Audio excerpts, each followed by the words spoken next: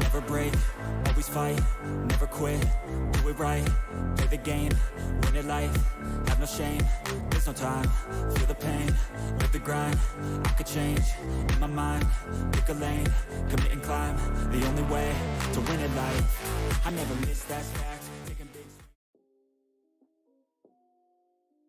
What is going on, everybody, and welcome back for week number 4 of the ECAC Top 8 Plays of the Week.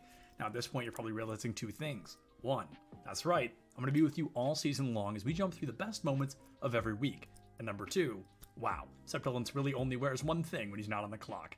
And I can't even defend myself, it's a comfortable outfit. Anyway, without further ado, let's jump into week number 4 and see what these players brought to the table to beat out their opponents and be victorious.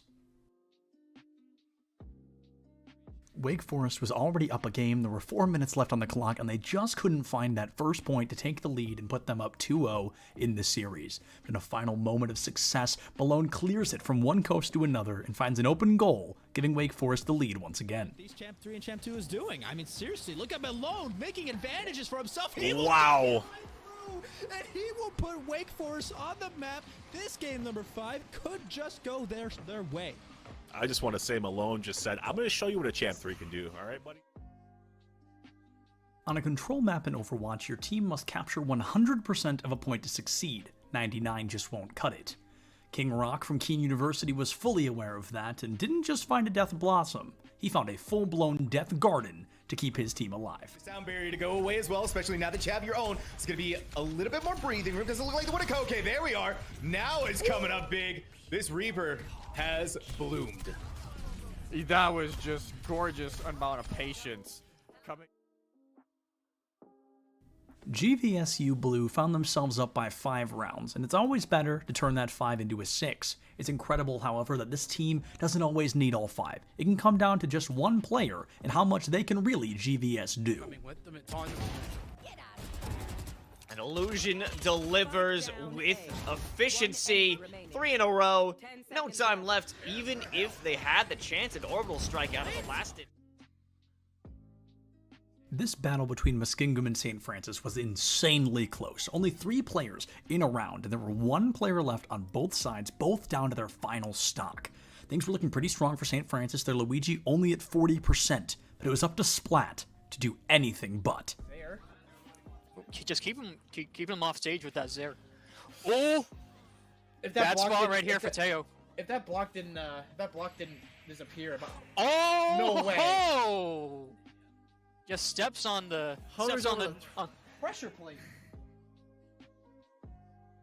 A tale as old as time, Pace White versus Pace Gold, and Pace White's morale was through the roof as they won a fight, but little did they know, this was Lofi's world, and they wouldn't be living in it for much longer. Going in with the blade. Uh-oh, blade is out. It's hacked. It doesn't matter, though. Slashes away for 2. Looking for a 3rd. Looking for 4. Won't get it just yet on the blade. However, the slash and dash works out. Lofi's got 3. Looking for everybody else on this team. It's a white. The Inkling versus Ganondorf matchup is not very good for Ganondorf, but let's be honest, which matchups are? In this clip we're going to be watching as JD from Fisher learns the hard way that you never really want to meet an Inkling off stage. Sooner if you don't find that kill confirm or that kill or a bomb off stage like that. That bomb angle guarding is so good. We're at the Collegiate Esports Commissioners Cup. Let's make some noise. Oh, and it's gonna jumped into it. This corner judge is good for 1, 2, dip. He needs more. They're doing even more here! You gotta touch the point! Mr. College walks it in! Toy Boy is gonna drop. Knife him. Right out in front. Yeah, 3, 2, 1, running.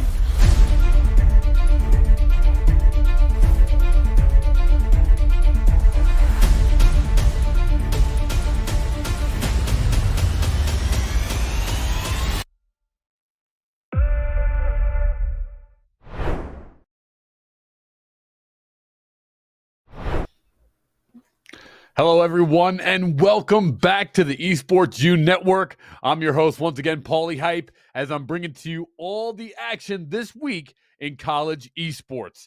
Tonight, we have some amazing matches for you. At 7 p.m., we'll have matches from the NJCAAE conference. That'll be in the game Rocket League. It's going to be Mineral Area College versus Northern Virginia Community College.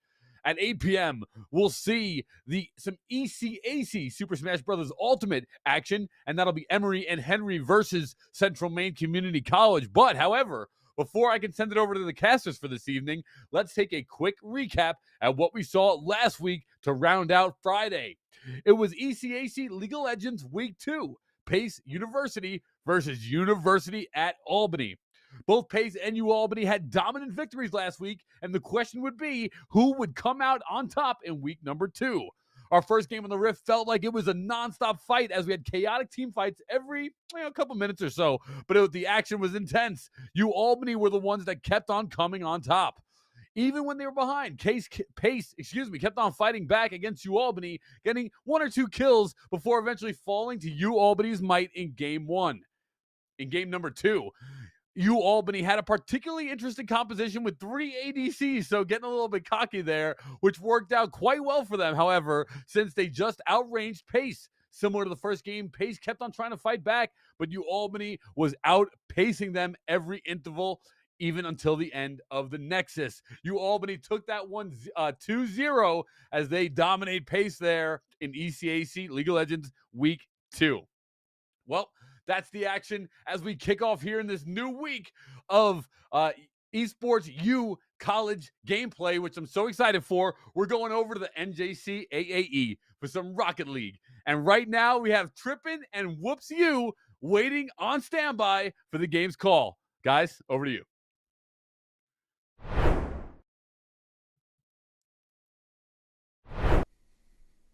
Thank you very much for that, Paul. We appreciate that update for things around the Esports U. My name is Whoops U, and joining alongside of me for today's action is going to be my good friend Trippin. And Trippin, we have ourselves some Week 1 action here in the NJCAAE. And the first game here is going to be Mineral Area College taking on Northern Virginia Community College. Yeah, we got 2 junior colleges going head-to-head in this best-of-5 matchup. Whoops, excited to see what both these teams have to offer. As you said, early season, little action, not a whole lot that we know about, but this is a great time to kind of make your stand, to really set the tone for how the rest of the season is going to go. You come out of week number 1 with a big, dominating win. That gives you that momentum going into the season, and as you as well as I know, in a lot of these esports titles, momentum is everything. Indeed it is. I agree with you on that one, Trippin, but you cannot let this week number 1 decide the future of the rest of your season. You kind of take it with a grain of salt because, sometimes it gets a little bit nervy out there. Sometimes it just might take a couple of games for you to get it warmed up at the right appropriate time. But this is a best-of-5 matchup. The teams are ready to go. It appears as though the game is ready as well. So good luck to both sides. We're going to jump on in here. 5 fresh minutes on the clock. 0-0 scoreline with Tippy Expire and Farles taking on C-Mertz, Guipi Now, and Ultor. On the other side, a quick shot on target early on here will go wide. Lots of early pressure here coming out of Northern Virginia. Yeah, Northern Virginia is looking really, really good so far, but now they're backed up into their half, so they have to be careful. Mineral Area has a lot of resources to work with, a lot of boosts, and on top of that, a ton of pressure. So NVCC needs to hang on here and kind of get this ball over back towards the blue half of the field. I'll like that pass right in front of the net, denied by Ultor. C-Mertz will take it, finding Ultor at midfield, not able to connect on the one-timer pass. Out to midfield, Expire will take it on the ceiling, challenged by Guipi Now. Looking for a read on backboard. Do they have it? They have it, but it's saved by Farles. A great opportunity there, and that's going to be a little bit of a double commit now from NVCC, and here comes Mac on the run the other way. Yeah, huge counterattack opportunity right there for Farles, but once again, covered up by that NVCC defense. The clean rotation through the middle of the field there really kept that one out for Mineral Area to score on that one. So unfortunate missed opportunity right there for Mac to score, but once again, still keeping this pressure on to NVCC, and a little bit of just miscommunication out here is going to lead to an open net opportunity. That one's going to be saved away as well. Farles going to pop it into the corner and pretty much towards midfield, Trippin.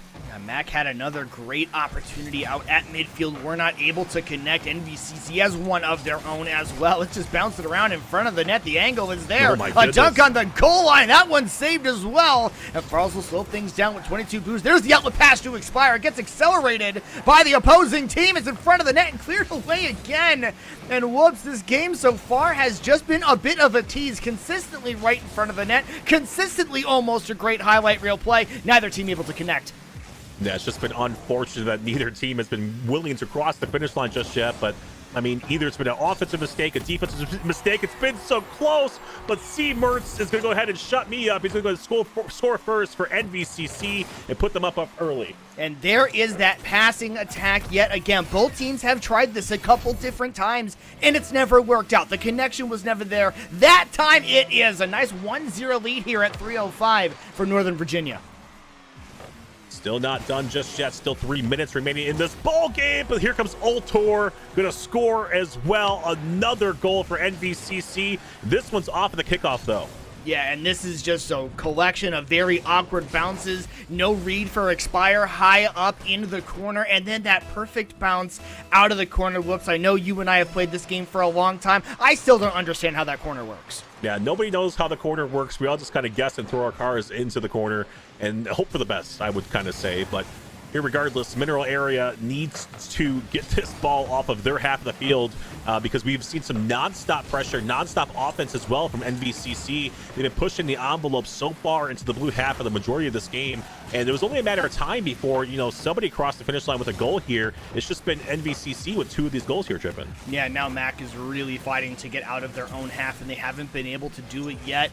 Those clears keep getting cut off. The pressure keeps getting pushed. Expire, a great clear now, looking for fouls. Has them. There's the flick over the top. Guipi now will be in the net. They will make the save. Tippy will come up. There's a double commit offensively. Mac retreating into their own corner, and it's all in the back of Expires. 18 boost off the ceiling to get this one clear, and a phenomenal play to get that pressure out. Yeah, on top of that, extending the play over into the corner as well, keeping the defense at bay and pushed over, but it was only short-lived because I tell you what, Wheatme now had other plans for that when he brought that one right back over towards the blue half of the field, and now they're starting to put some pressure onto the back of the net as well. Tippy's going to go ahead and save that one away and keep NVCC up by 2. It's going to be Farls at midfield. I don't know if they got that boost collected. I don't think that they did. It looks like they're retreating back with 0. Expire, a couple demos coming out, getting Expire. Now Gweep looking for Seamertz. On the pre-jump, they have the pinch. It'll be well off target. Expire will clear this one off the backboard. Into the final 90 seconds of the game here. Another pass across the midfield looking for Seamertz. And if you're Mac right now, you got to start stopping those passes before they start, as Gweep now buries a third. Yeah, if you're Mac right now, you also have to start just extending some of these plays here. Tippy paying the ultimate price. Ultor pretty much getting the demolition onto that one. Guipi now just taking advantage of that rotation from Mac, but at the same time, it was just so much pressure from NVCC, and they're controlling this midfield line here, Trippin, that basically it doesn't matter if you even get this one away onto their side of the field. They just scoop it right back up and bring it right back towards the blue half. Yeah, they'll push you with that pressure, and they will make you pay for your defensive mistakes, whether they end up scoring the goal or they just get a demo, as they do here again. That's got to be their 7th or 8th registered demo in this game, the way things have been going, and it has really just stifled any attack that this Mineral Area College team could have possibly had. They haven't gotten those opportunities back. Here's another great passing play. This one going between all 3 members of the squad. Northern Virginia not able to connect on that opportunity. Wheatley now looking to read off backboard, saving some boost, dropping down low, finds C. Mertz on the goal line, 4-0. A very dominating performance here, Whoops. Yeah, that's just a great play right here from the Nighthawks, using all 3 members on the offensive end of the field. And, you know, why not? It's short time, 36 seconds left. You're already up by 3. Why not go for some of these eagle plays? You went up the right side with a nice pass, then on top of that, backboard pass, and then you finally solidified it all with the 3rd member of your roster. and pushed it through for a 4-0 lead. Only 30 seconds left now, and if you're Mac, you have to start, thinking into game number 2 here. What can we do? How can we approach this game a little bit differently so NVCC won't have this much pressure? Yeah, that's what I've said about a lot of games in the past, especially when you have a game 1 that goes like this. It's not necessarily about who takes game 1. It's about who can make the better adjustments going into game number 2. And I think right now, all the adjustments and all of the questions are on that Mineral Area College Cardinals team, as that one will not go in either. NVCC, a very convincing game number 1 win. And whoops, there's a lot to work on as they move into game 2. Yeah, a bunch to work on, especially the early moments of the game where basically Mac had a couple of shots towards the net and then just somehow, some way stayed out as well. And then NVCC just looked like the more dominating team this whole entire first game, with basically coming with so much pressure. 14 shots in total towards the Mac defense. Mac only saved away 7 of those shots, so half of them, pretty much connecting or even putting so much pressure onto that defense. We spent a majority of this game number 1 right here on the blue half of the field, Trippin. Yeah, I mean, I think the shot totals could kind of maybe give you an indication of that, which is kind of a good opportunity to see what, those stats were for that last game. 14 shots for Northern Virginia, a whopping 1 for Mineral Area College. I know we're talking in the green room about how this game works, and typically, the team with more goals ends up winning more of the games. Well, you can't score if you don't shoot. Got to see a little bit more of that out of matches. Anything to relieve that pressure. Even if your shot is way off target, if you're just tossing it at the backboard and forcing them to do something, that'll be an improvement. Yeah, on top of that, it backs up the defense and starts the rotation too. A lot of people start the suffocation defense as well, I like to call it, where they start to steal the boost and control the boost pads, and eventually something is going to crack for that defense. First shot, though, coming from Mac. It's going to be a really, really good shot on target. And once again, that's exactly what they need to do. Yeah, they need to hold that pressure now at midfield. There's a demo in the net, but Expire is not able to get the ball to go towards the target. Wheatley now high up in the air. Tippy on the side wall, slowing this one down a bit. I think this pressure, the way that I'm watching this Mac team play defense, they seem a little bit far away from the play, a little bit far away from the ball at the most critical moments, and that's what's allowing Northern Virginia to break out of their own half so quickly, so easily. There's one on target. There's a back foot. Wheatley now right there, dunked by Expire. No, great save as well from Mac to stand so tall, but this is exactly what happened in that game number 1 as well, where we saw that defense just standing so tall in the first initial moments, and basically NVCC came through. They scored 4 goals off of it, but we're starting to see a lot more offense over here for Mac. They're starting to wake up a little bit, and they're starting to keep this pressure onto this NVCC defense, but not a lot of respectable shots. That one, 2 back-to-back floaters basically towards the NVCC side of the field, and basically you have the counterattack that's wide open, a little bit too high right there for the Nighthawks to counterattack on. Expires to pop this one into the corner as well. Here comes Ultor. That one at midfield is going to go ahead and go towards, pretty much the orange side of the half for Mac to try to capitalize on it. Well, you can't fix everything all at once. And like I said, even if Mac came out and the best that they could do is just get some stuff to go towards the opponent's backboard, I would have considered that a major improvement. I'm seeing this whole game as major improvement right now. There's a flick on target. That's the shot we want to see there from Falls. It gets saved by C. Mertz, who's having to do a little bit of work on backboard. Ultor now will clear it out one-on-one versus Falls. There's the initial save. Expire coming in. Falls on the beat. Here comes a counterattack. C. Mertz will cut it off at midfield. Expire chasing it down. Getting chased for demo as well. Pass out in front of the net. Tippy's there, but it's wide. And I like what I've seen right there on the rotation back through. You saw Farrells. He had a chance right there for a far clear. Expire was rotating right back in front of him as well. So the team communication has definitely improved there for Mac, because any other person, especially my teammates, they would have definitely attacked that one going into the corner, and probably would have led to an own goal in that situation. But here comes a breakaway right here from Tippy. He has an open net. Can he get it through? Wheatley now is going to go ahead and say, no, you cannot. The rotation clean enough to keep that one out. And I'm not even sure if anybody even saw Wheatley now in the rotation back through, but this was leading to another chance here for Farrell. It's going to be popped away once again. Through half this game with no goals so far. Another shot, another save. This one, the shot to Expire, the save to Ultor. Here's the clear out from C. Mertz. I love the way that Northern Virginia looks for those outlet passes on those teammates. They miss another offensive opportunity. Now Tippy's going to boom it for Mac. Go to the back wall for Wheatley now. He'll play it out in front of the net. Falls with some pressure. Still 2 minutes left to go in this game. 0-0 scoreline. Northern Virginia took game number 1. Mac now fighting for their lives here in game number 2 in this week 1 matchup. Yeah, that first game, especially the second game, is just so much more crucial because now if NVCC even scores a goal, the way that this one's going, that might be enough here in game number 2, and more importantly, going to move them into match point. You see the bump play trying to come out for Gweepy now as well. Expire's not going to fall for it. Has the save, has a double touch off the back wall, a little bit too far to the right-hand side. Some great defense being played as well from NVCC, keeping that one away from a threatening shot, but still a missed opportunity there for Mac. They got to get a couple of those to land. I mean, honestly, you could say that commentary about both teams right now. Just got to get something to land in the net. Expire knows that one's going to go wide, but Tippy will be in front of the net. They will finally send one home. A little bit of acceleration here from the Northern Virginia squad, but I think that was 100% in no matter what from Tippy.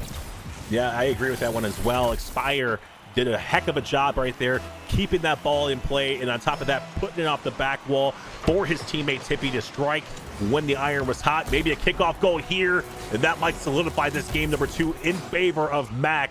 Huge kickoff goal opportunity right here, Trippin. Yeah, this is something you got to be really careful about. I talk about it a lot at all levels of Rocket League. If you're going to make that turn upfield after grabbing that corner boost, you have to be 100% certain your team is going to end up winning that kickoff, because if they don't, that's exactly what you're going to see happen. That net's going to be available to shoot in. A great advantage being taken there by Mac to score that second goal. This is exactly what Northern Virginia did in game number 1. They got an easy goal. They got a kickoff. They got a second one. They made it real difficult to come back, and Falls will save this one off of their own crossbar. That's going to make life difficult too. Yeah, that's a huge save right there for Falls, because that was going to score with like 45 seconds left in game number 2 here. But at the same time, it was a risky maneuver. It pays off. The rotation back through was not good for Mac. You saw 2 members bumping each other on the rotation back through, so that almost led to a mistake there, but they do survive. Great 50-50 right here at the midfield line as 30 seconds approach. Falls is going to go ahead and win that exchange. Tippy going to go ahead and put that one back towards the orange side. Here comes Expire now, the front runner, the person who has pretty much at the charge the whole time for Mac here in game number 2. Pretty much concedes on that one. And it's popped right back towards midfield. Tippy keeping this ball up in the air off the back wall over into the corner. Some great defense right there from Expire as the final seconds are ticking away. I'm pretty sure that Mineral Area are going to go ahead and win game number 2 and tie up this series. Yeah, I said after game number 1, what team is going to make the adjustment? Who's going to be able to come out swinging in game number 2?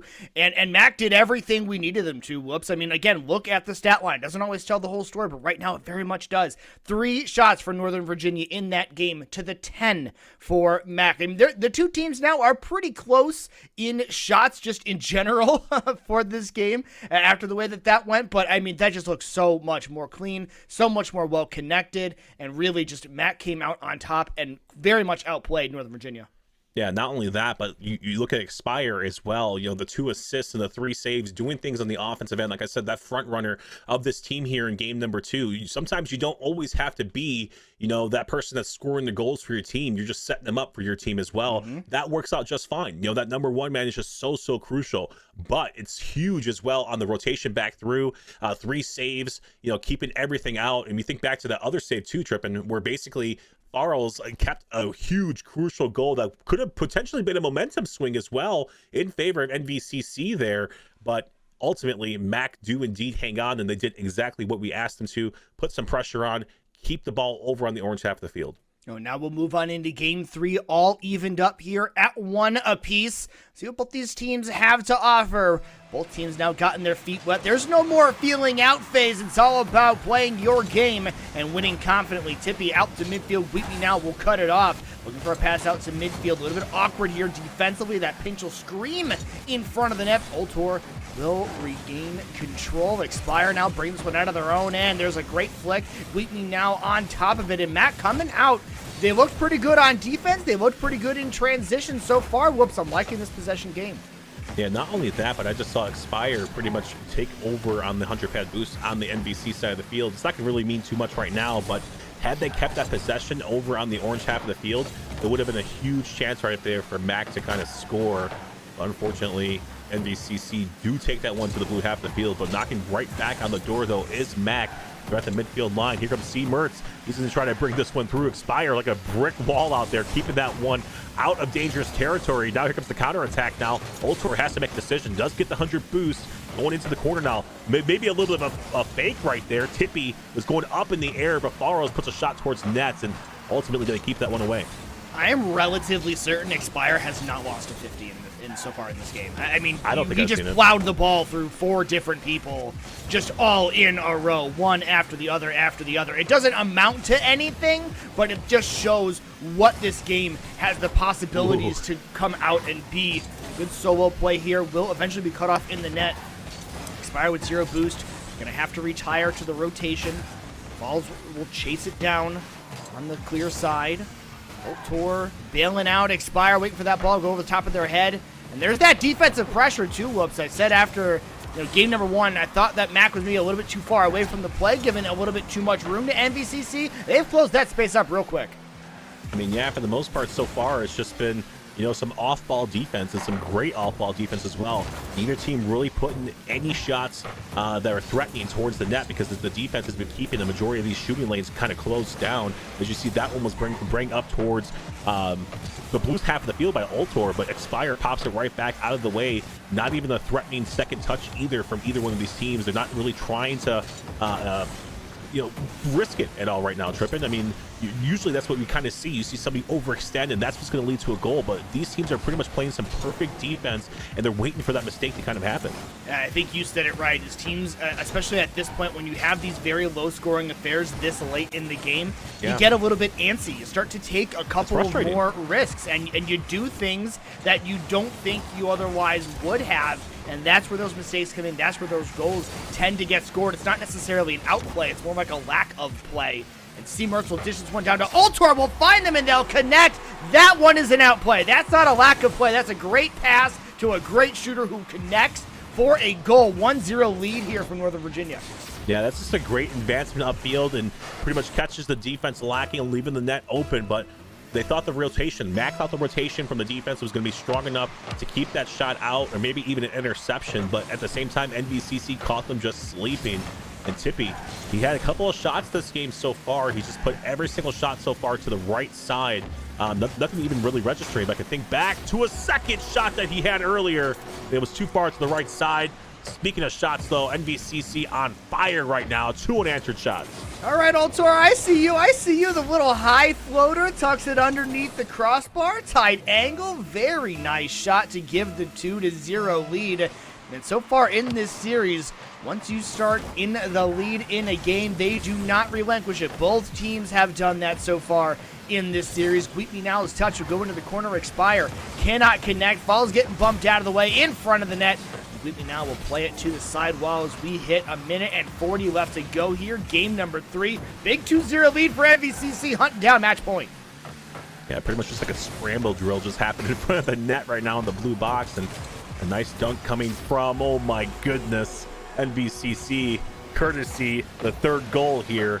C-Mercs, just a great air dribble, beating the last defender right there for Max and pushing it off the back wall. Ultor just had to just put that one straight through, and he did just that. NVCC up 3-0. Yeah, 500 points and 3 goals now for Ultor in this game. Whoops, I saw you wearing the hat earlier. Hopefully you've tipped it with the hat trick there. One opportunity on target here for Mac, and that is just about it. It gets cleared out to midfield. Great 50, but Wheatley now looking for Ultor on that dish. Far again. We've seen that play a number of times from the Nighthawk squad. That one does not go in. Hard bounce off the backboard. Wheatley now is there. Falls will cut just in time to make the save.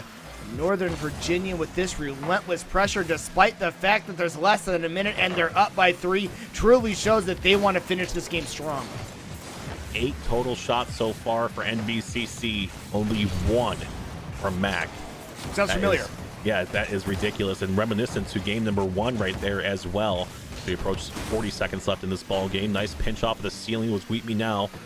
Takeaway at midfield is Expire. This ball, precious seconds just being taken off the clock as some aerial plays come out, but ultimately, once again, just pretty much playing that keep away game. I don't blame NVCC as well as Mac for, kind of dwindling the clock down here in this situation, but NVCC still trying to score another goal here. But how much is too much here, Trippin? That's the question. I'm gonna go ahead and pose to you with 10 seconds left. I mean, if game one is any sort of indication, I already think we're right about that too much line, because what we saw happen in game number 2 was that MAC rebounded immediately after a 4-0 loss. I mean, they were almost unfazed by it. It was just a game. They could have lost that game by 1 goal after 15 minutes of overtime, and it would have looked exactly the same as losing 4-0 the way that they played. The difference here is, as you mentioned, 11 shots for Northern Virginia and just one for the Mineral Area College squad. I don't understand how this game can go back and forth so much this quick. But I guess sometimes that happens, and this is just one version, if you will, of what you would consider evenly matched.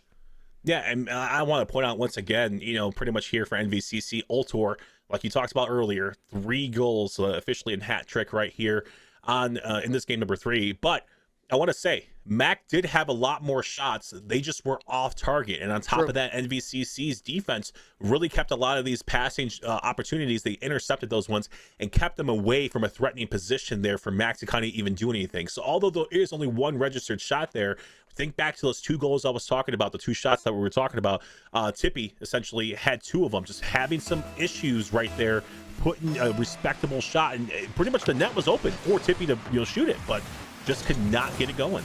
Yeah, that's why I say stats don't tell the whole story. Whoops, you most definitely telling the whole story there of what we just saw in game number 3. We're in game number 4. Match point here for Northern Virginia in this matchup. It is only just a best of 5. There's a double commit there.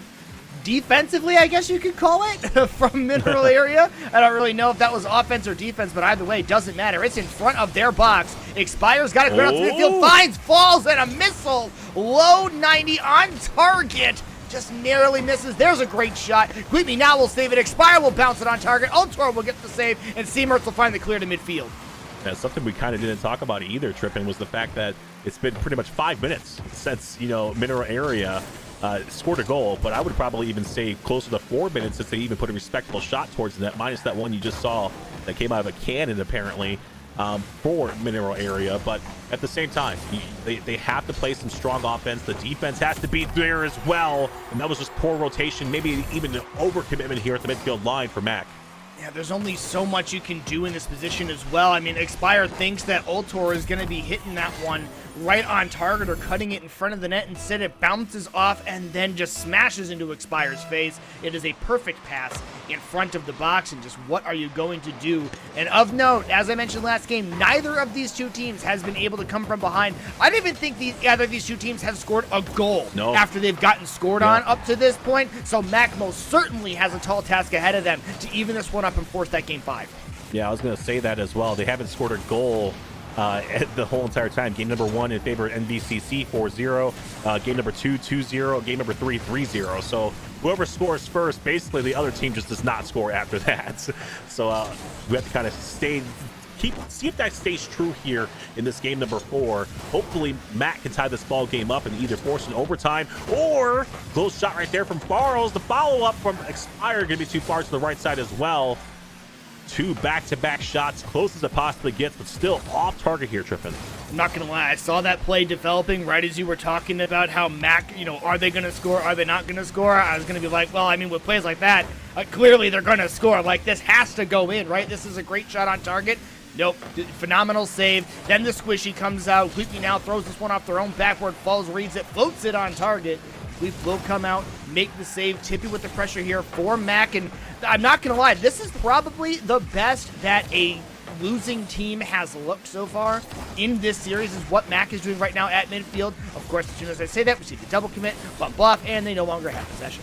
Yeah, that was Expire and Tippy close to scoring a goal there. Expire just wasn't 100. Oh my goodness, Queep me now, please. That was insane. I was pretty worried. I saw where Expire was. I'm like, that's not a great clear position, but it should work. Bleep me now just did not care. Did not care at all. Absolutely none given. Comes in, dunks, and scores that second goal. We talked about momentum before. Whoops you. That certainly pushes momentum a particular way. Yeah, on top of that, stays true to the stat line, the story we've been telling so far. 2-0 in favor of NVCC. About 2 minutes remaining in this ball game. Here comes C. Mertz at midfield. Expire. Great interception. An open net as well. That's going to go ahead and mess up our storyline here. Trip and Expire going to score the first goal here for MAC.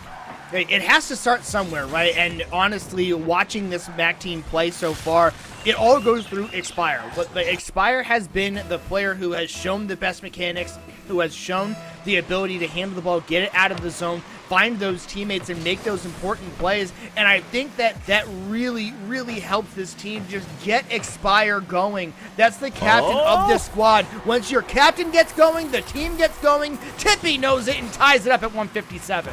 Yeah, it just comes off of this pressure here from MAC as well, and Tippy finally puts one center. I think the last time Tippy scored a goal was game number 2. So finally puts one there. It goes through the defense, just lacking just a tad bit from NVCC. Wasn't expecting the defender or an offender to be there for MAC, and just pretty much got caught. They were sleeping. They were sleeping. That's all I can really say. Yeah. And now we're all tied up, so once the curse is broken, it starts to pour down a little bit. Expires, booming touch glove backboard. Tippy's got the read, but does not have the beat. Ultor is there. They have a dish of their own, but no boost here for C. Mertz. They'll steal some on the backhand side of the blue half. Cutting off balls at midfield, ball bouncing around. 90 seconds left. Ultor ready in front of the net. Ultor versus Expire. Expire wins it, finding Tippy. The redirect is on target, but C. Mertz is right there for the save. That's a good save right there from C. Mertz. A poor touch right here from Expire might lead to something. Ultor has the ball, has the boost. Can he put it through? No, he cannot. Some good defense in the 2v1 situation from Farrells. Keeping that one out for MAC. Here comes an attack now. No boost to work with this Farrells, though. The defense doesn't know that, though. Good bait out in the 50-50. Trying to get this 100 tag. Going for the 50 as well. Keeping all this pressure onto the defense of NVCC and just being an absolute nuisance as well. Can it lead to something, though? Can that pressure do anything? It looks like the NVCC is indeed going to hang on. That's why, as a player, all that says to me, as a boomer is on target from Falls, I'll have to get back to that point later. Look at this passing play. Expire again. I said collects the ball, has a great opportunity to find their teammates. Falls is right there at midfield, and upper bins that one as well. 40 seconds to go, and a late lead here for Mineral Area College. That just came off of a mistake, though, as well from Ultor, who pretty much everybody thought he was going to hit that one over into the corner of the blue side of the field. He just miscalculates it, can't come up with the touch, and that just gets taken away from MAC. And they've transitioned perfectly with a beautiful passing play. But the pressure is on MAC right now. Can they stay alive in this series? They need to win this game number 4 and force this game number 5. Only 15 seconds left. C. Mertz, waterfall down. There's the equalizer. Ultor going to make up for it on the offensive end. One of two things was going to happen. Northern Virginia was going to score a goal with all the pressure that they had. They were getting a little bit scrambly, or they were going to get absolutely destroyed on a counterattack. All three players swarming the ball, ensuring that they have that late offense. They tie it up here with 14 seconds. They've got possession off the kickoff as well. It'll be Gleepney now, beating Tippy all the way to that boost. Ultor dropping it down, finding C. Mertz. Expire on the redirect. That one's on target. 5 seconds to go, and a late goal for Expire. Absolutely great takeaway right there, bumping the defenders off of the ball, trying to get their offense established, and that's exactly what you need to do, is you need to put that pressure onto them and bump them off the ball or demo. In this situation, it works out perfectly for MAC, but they need to survive the 5 seconds. We see kickoff goals before the half happen. Here comes Wheatley now, off the back wall, gonna push this one. Another waterfall! Ultor gonna score the second one and tie it up and force the OT. I've seen this episode once, I see it again, dropping right down in front of the net. The defense can't do anything about it. They're not ready on the backboard to play that one. We're gonna have overtime here in game at number 4. We're tied up at 4 apiece as well. It's going to be Northern Virginia who's looking for a goal to secure the series lead. It's going to be MAC looking for the goal to try to find themselves in game at number 5. Early pressure here for Nova, cleared out by Falls. That's the first 10 seconds of this intense overtime. This is absolutely ridiculous. This one can go either way, Trippin. It's a pretty much coin flip at this point in time. A pop towards the blue box, going to be saved away by Farrells. Expire needs to clear this one back towards midfield. He does just that. Here comes C. Mertz now with the takeaway towards midfield. And this is just a back and forth movement. We talked about it during regulation, how neither team was pretty much willing to overextend their offense or their defense. We're going to see ourselves a battle here in OT. Yeah, and a lot of times in these overtimes, you either see them end very, very quickly because both teams are aggressive and they want that quick goal, or you see very, very conservative play because, like you said, neither team wants to be the one that makes that mistake. Things start to slow down a little bit. You get a little bit more cautious, a little more risk averse. We've seen a couple plays here. A little bit of boomer ball back and forth. Here's Farrells. Going to have that touch. It'll drop right down in front of the net. Tippy is there. There's a bump. Ultor is going to win it. And it's Ultor versus Expire on the wall. It's going to be Expire with a massive 50 to win that one. They'll keep going, but Ultor will collect now. On the right-hand side, 63 boost to work with. That's quite a bit. They've got the air dribble. There's the bump parade coming in. All three players in the net. None of them make contact. Ball drops down right in front of the box and is pitched away to the other side. How in the world does Northern Virginia not score? Yeah, on top of that, Ultor just had the flip reset, couldn't quite get the car, his Octane wrapped around the bottom of the ball to force that shot through. And then once that happened, Mac's defense was on the goal line, just left scrambling because they were expecting that flip reset, pretty much musty flick, whatever it was going to be. It just did not happen, so left them scrambling. NVCC definitely missed a huge opportunity to put this game away and the series in oh my goodness. I can't even fathom words at this point in time because these two teams are just pretty much going at it right now, Trippin. Yeah, they really are, and like I said, they're still playing a little bit conservative here, but you can tell that both teams know this pressure is on. Expire has been all over the ball. There is a pass, a give and go, back to the give. Ultor with the flick, over one, in front of the net. Ultor seals the deal, the solo play, and that'll give him over 1,000 points in this game. That was absolutely ridiculous, and it came down to the wire as well. I can't believe that one worked in NVCC's favor. I thought it was going to be slow played enough that Ultor was going to be red, but instead he seals the deal in OT. Another hat trick as well for Ultor, and I think you said it, Trippin. I think it's time. 2 back-to-back hat tricks. I'm just going to go ahead and just take it off. My hat is officially on the ground. You earned it, Ultor. We're not worthy. We're not worthy. That's all I can say. Well, that is just an absolutely incredible solo performance, man. I literally cannot believe just how well that worked out for them. I mean, you don't often see in those situations the solo play working out, but that flick is just a little bit too tall. And I think that, you know, the MAC defense, it looked a little bit scrambly on the possession right before that one. All three players in the net, all three of them miss. Bar hits the crossbar, right? Like they just managed to get themselves out of that one. Did not work the second time around. Ultor best them. And again, a 1,000 point performance there in game 4.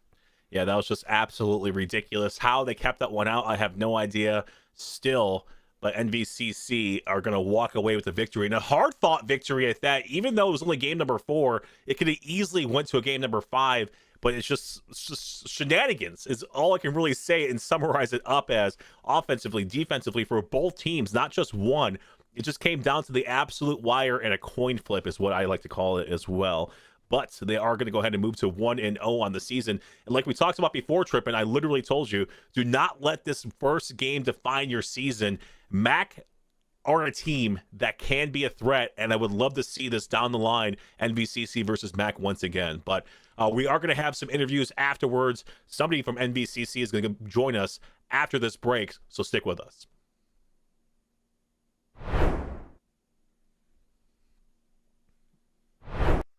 That bomb angle was beautiful.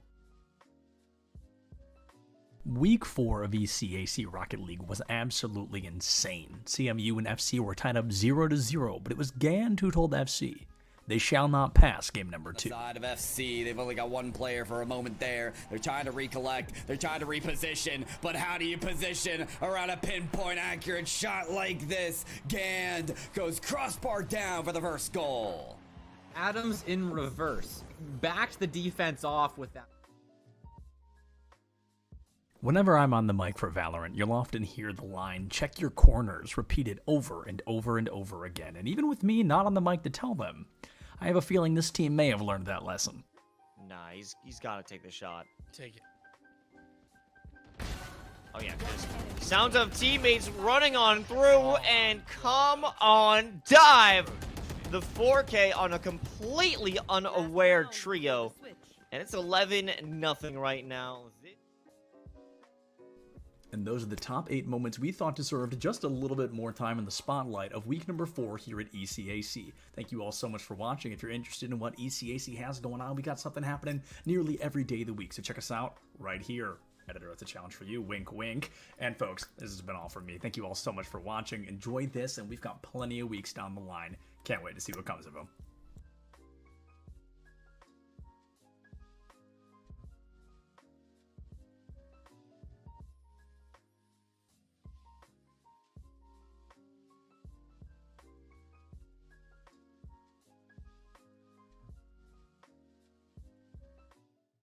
https://twitter.com/Septilence. Don't put that in. I'll get in trouble. So that's worth it. Did I get too close to the camera on that one? A little bit too close. Should I back up a little bit? Okay, sorry about that. My bad. I've been awake for probably close to 32 hours. Like, I have to hold my keyboard the normal way, because if I do it, I feel like I have arthritis and I hold my keyboard like that. It blows my mind. I can never do that. Like this guy right here, he's got his keyboard off at an angle. His isn't that extreme. There's a kid all the way down to the far end who has his keyboard all the way at a horizontal. That's really cool. They're going to be at that table right over there. Public information? Oh, I don't know. But this isn't live, so it doesn't matter. It's not live, but you and I know. Yeah, we know. I'm not going to tweet it. Awesome. What game do you play? Smash Bros. Who do you play? Is it embarrassing? Is it like Villager? Yeah. Is it Villager? Am I spot on? Oh my god.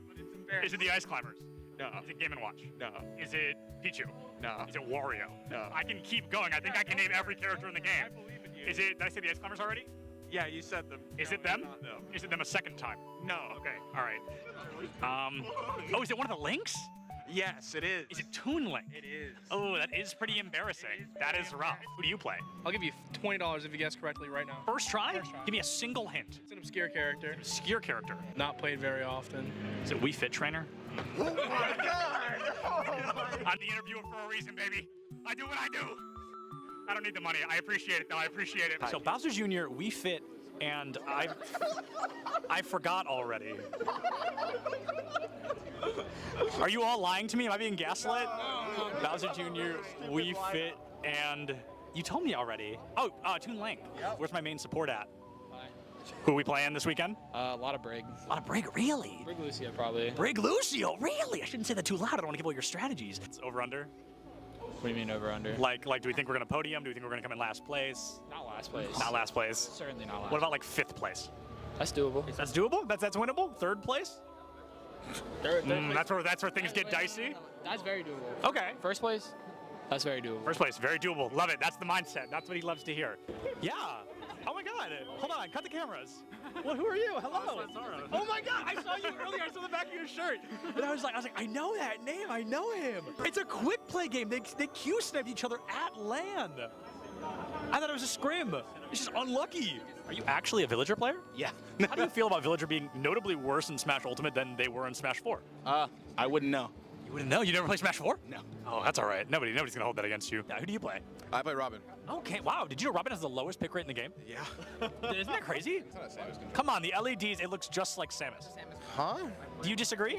I guess I can see The it. Samus vibe. Show the controller to the camera. We're interviewing. This is recording, by the way. Surprise. Not my controller. Who do you play? I play Peach. Oh, wow, I like that. Who do you play? I play the Shotos, mostly Kazuya. No, you lose against Kirby. That's just like a statistics thing. Yeah. It's maybe. This is a death match, and I think they're all in the same one. They're all on Icebox.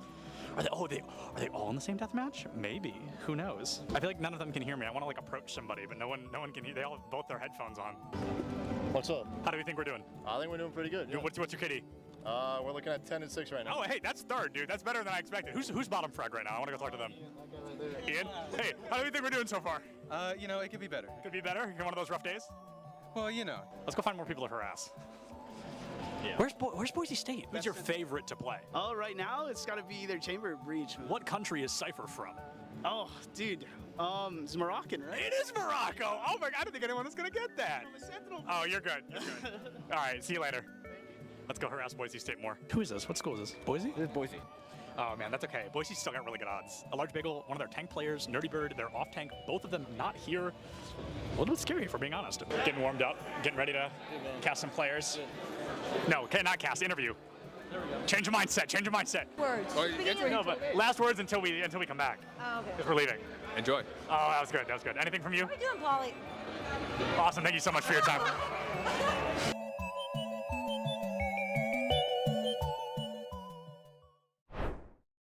Welcome everybody here to the top 5 plays of the week from Esports. Clutchkey here to help you bring those 5 plays, and we got one from each game lined up. Let's start with play number 5, and this one takes us to Rocket League, where the Bulldogs of Louisiana Tech and the SUNY Poly Wildcats squaring off. But for the Bulldogs, they show us why the saying goes, teamwork makes the dream work, with insane passes and a goal to end it. The options have to go and recover defensively because that's a big long clear. And, well, the long clear can either catalyze an offense or bring into situations like this. Jazz leaps up for the shot, knocks it home. Now, the Wildcats were able to take a game off the Bulldogs, but in the end, Louisiana Tech would go on to win the series 4-1. Coming in at number 4 is from League of Legends, and it's the Army West Point Black Knights and the Lethbridge College Kodiaks playing in a USA versus Canada game on the Rift. But down 2 people mid-game, it's looking kind of like the Black Knights had a challenging fight coming up in top lane. But then again, the Army isn't called tough for nothing. 2v4, by the way. Now a 3v1 into another 3v1. This is Army West Point just doing the duty list, right? That is almost a full ace. Yeah, the minions will help him out. That is an ace. Now, that was in game number 1, and Army West Point would go on to win the entire series 2-0. Let's go to number 3 now in Overwatch 2 action, where the Great Danes of Albany and the Bulls of South Florida squaring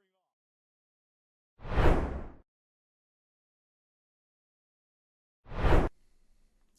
Thank you very much for sticking with us through that break. If you guys missed the action, then I'm sorry for you, because that was a heck of a series that we had in our hand, and that was for the NJCAAE, and it was the Mineral Arena College taking on Northern Virginia. Northern Virginia winning that matchup in a 3-2 series. I'm sorry, Trippin. I lost my train of thought there. But yeah, it was a heck of a matchup. We do have the team captain, C. Mertz, here with us for NVCC. C. Mertz, heck of a matchup. 3-1 is what the final scoring was. What were your thoughts going through that game? It was a lot closer than the 3-1 matchup, in my personal opinion, because of the fact that, game number 1 was 4-0 in favor for you guys. Game 2, you guys came out, you guys kind of fell flat just a tad bit. You guys lost that matchup 2-0, and then fired right back on all cylinders 3-0. Going into that game number 3, what was going through your guys' head? Basically, we just had to play our game. I feel like we had it under control for the most part. We did drop game 2, which was unfortunate, but we pulled out the win, and it was worked out in our favor, so it was good. So you're talking about, having to play your game. Is your game just Ultor's game and whatever he is up to, the 1,000-point performance in game number 4? I mean, is that the team game, or was there something else that should have been going on and he was just popping? Yeah, I mean, obviously can't ignore Ultor's skill. He's just a really good player. Me and my teammate Gwip usually try and play around him, because usually when we play around him, we do our best. So as you can see, obviously in that game 4, it worked out perfectly. He dropped 1,000 points. It was lovely to be his teammate in that moment. So yeah. I mean, sometimes that's what you have to do. We were talking about here up in the booth, the 1-man, the 2-man, the 3-man. How does that really kind of play effect in your guys' strategy going into some games? Like, who was that number 1 man? You guys kind of felt you just defaulted back towards that, that secondary objective. To me, whenever who has the hot hand, in my personal opinion, is going to be that front runner for that game. Is that what you guys kind of default to, or do you guys have set 1, 2, 3 people? I wouldn't say we have a set 1, 2, 3 people, but usually Ultor's just good in all 3. So obviously you can't have 3 Ultors on one team. But usually when he's first man, he always gets the challenge in that we need. I mean, you guys saw at the end of game 4, he was just right there for Gwip's pass right off the ceiling to go to overtime. He's just always in the right spot, whether it's first, second, or third man. And usually it's just me and Henry filling in wherever around Ultor, and it works out. Yeah, it worked out great, absolutely. I want to take an opportunity to not look so much at the past, look towards the future. It's week 1, right? It's an early season. We talked coming into the broadcast about not wanting this to define your entire season, but at least set the tone. You feel like this is a tone-setting game, and you kind of know what the direction you're going to take over the next couple weeks? Yeah, I would love to set the tone with this game. I feel like we're one of the stronger teams in our bracket, and I want to play with confidence throughout the season, so starting off with a win is super important, especially in the fun games we had in overtime and stuff like that. But yeah, I totally think we set the tone with this game for sure. Well, that's awesome, C. Mertz. Thank you very much for being here with us. Congratulations once again on your win. Do you have any shout outs that you want to give, to, anybody in Northern Virginia, anywhere around the state or world, anywhere? Obviously, got to give it to my teammates. Like, would not be talking about the win without them. You know, Gloomy now and Ultra are just truly good players. I love playing with them.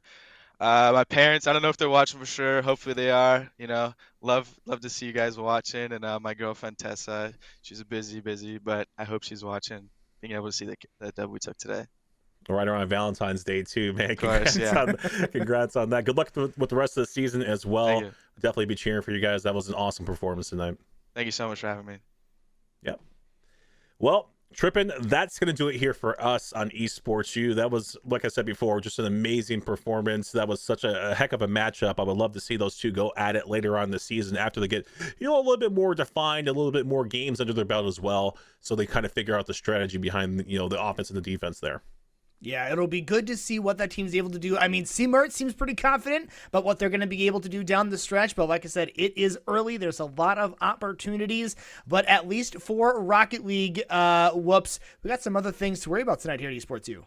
Oh, yeah, 100%. We have pretty much some Super Smash Brothers action afterwards. We're going to have some more ECAC action for week number 3. That's going to be Emory and Henry versus Central Maine Community College, and that's going to be Laird and Soy bringing you guys that action here on Esports U right after the break. But Trippin', any final thoughts, any shout-outs for yourself?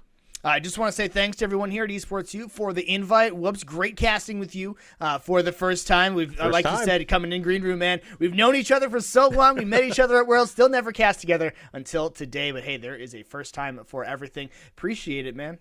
Yeah, hopefully we didn't let you guys down for our first time casting. That was absolutely amazing. Thank you guys for the opportunity.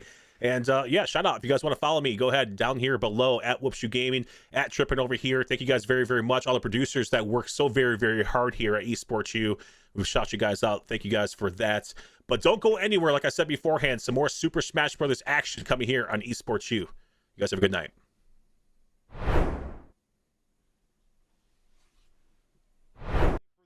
One player was hitting shots, and one player was showing why Doomfist has Doom in his name. Getting 2 picks, although that comes out right back. Bob is out of the floor. Ski gets 2. Ski gets 2. This is just an annihilating fracture here from Ski. It's unbelievable. The fight continues on, and it looks like it's going to be a fight win here for Albany. Albany would go ahead and take that game and take on the sweep as they would defeat South Florida 3-0. 2 spots left on the countdown, and coming in at number 2 is Super Smash Bros. Sauce from the Fisher Falcons taking on Neo Joe from the St. Thomas Aquinas Spartans. It's Mario taking on the Pokemon Trainer with the Squirtle out, but don't let Sauce start cooking or they could lay the smackdown on you. Sauce, there's a couple of Mario players kind of making waves right now, but it's about what Sauce is doing right now to Neo Joe. He's saucing him up. Oh my mercy, what a forward air. Fisher would go ahead and take that fight, take that win, and take the series 2-0. And the number 1 play belonging to Valorant. The Demon Deacons of Wake Forest have a 1-0 lead up on the Bryan Bulldogs, heading to Icebox. But Wake Forest down 6-4. Spike planted on B, and it's a 1v3 situation favoring the Bulldogs. Luckily for the Demon Deacons, this is one of the rounds that Conrad decided to play the hero. Are they just going to lead this? Are they playing for Hunter's Fury potentially? They are. And there's the shot from Aimbot, though. This is going to be extremely dangerous. He's going to be able to find him. Does he have time? Now that match would go on to map number 3, and Conrad would also get an ace on that last map, but it wasn't enough as Brian would win the series 2-1. They're going to have just a little bit more than that, a second and a half, I think. And that's it for the top 5 of the week from Esports U. We'll see you back out there for even more games. And until next time, this is Clutchkey from Esports U signing off.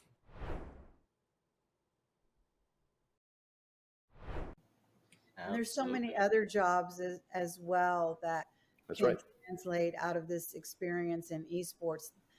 The only path is not just as a player. I think all of us are representative of jobs in esports, but it mirrors traditional sports in pretty much the same way. You've got, broadcasters, you've got production people, you've got marketing and sales, and now NIL and things like that. But really, esports is kind of a great accelerator for a lot of new businesses that are coming up in the metaverse and Web3, and there's a lot of new technology that is going to be needed. And so these STEM students that are also esports athletes are really the future workforce and leaders of tomorrow. And us as well as all of our brand partners that we work with really recognize this. And I think that's really, a key driver of why brands are in this space.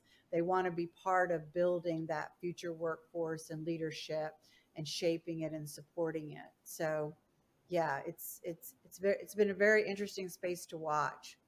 And we offer such a big, we offer such a big counterpart to traditional sports also, because it's a counterpart, but it's also the same, is what I'm trying to say. Because when you're traditional sports and they're done after their 2-a-day workout and they're done after their practice scrim, they're coming home to play Call of Duty and relax and put their feet up and get a drink and play video games. It grows their brain, problem-solving skills, and their hand-eye coordination while they're home. Hand-eye coordination, if you're a football player, massive skill.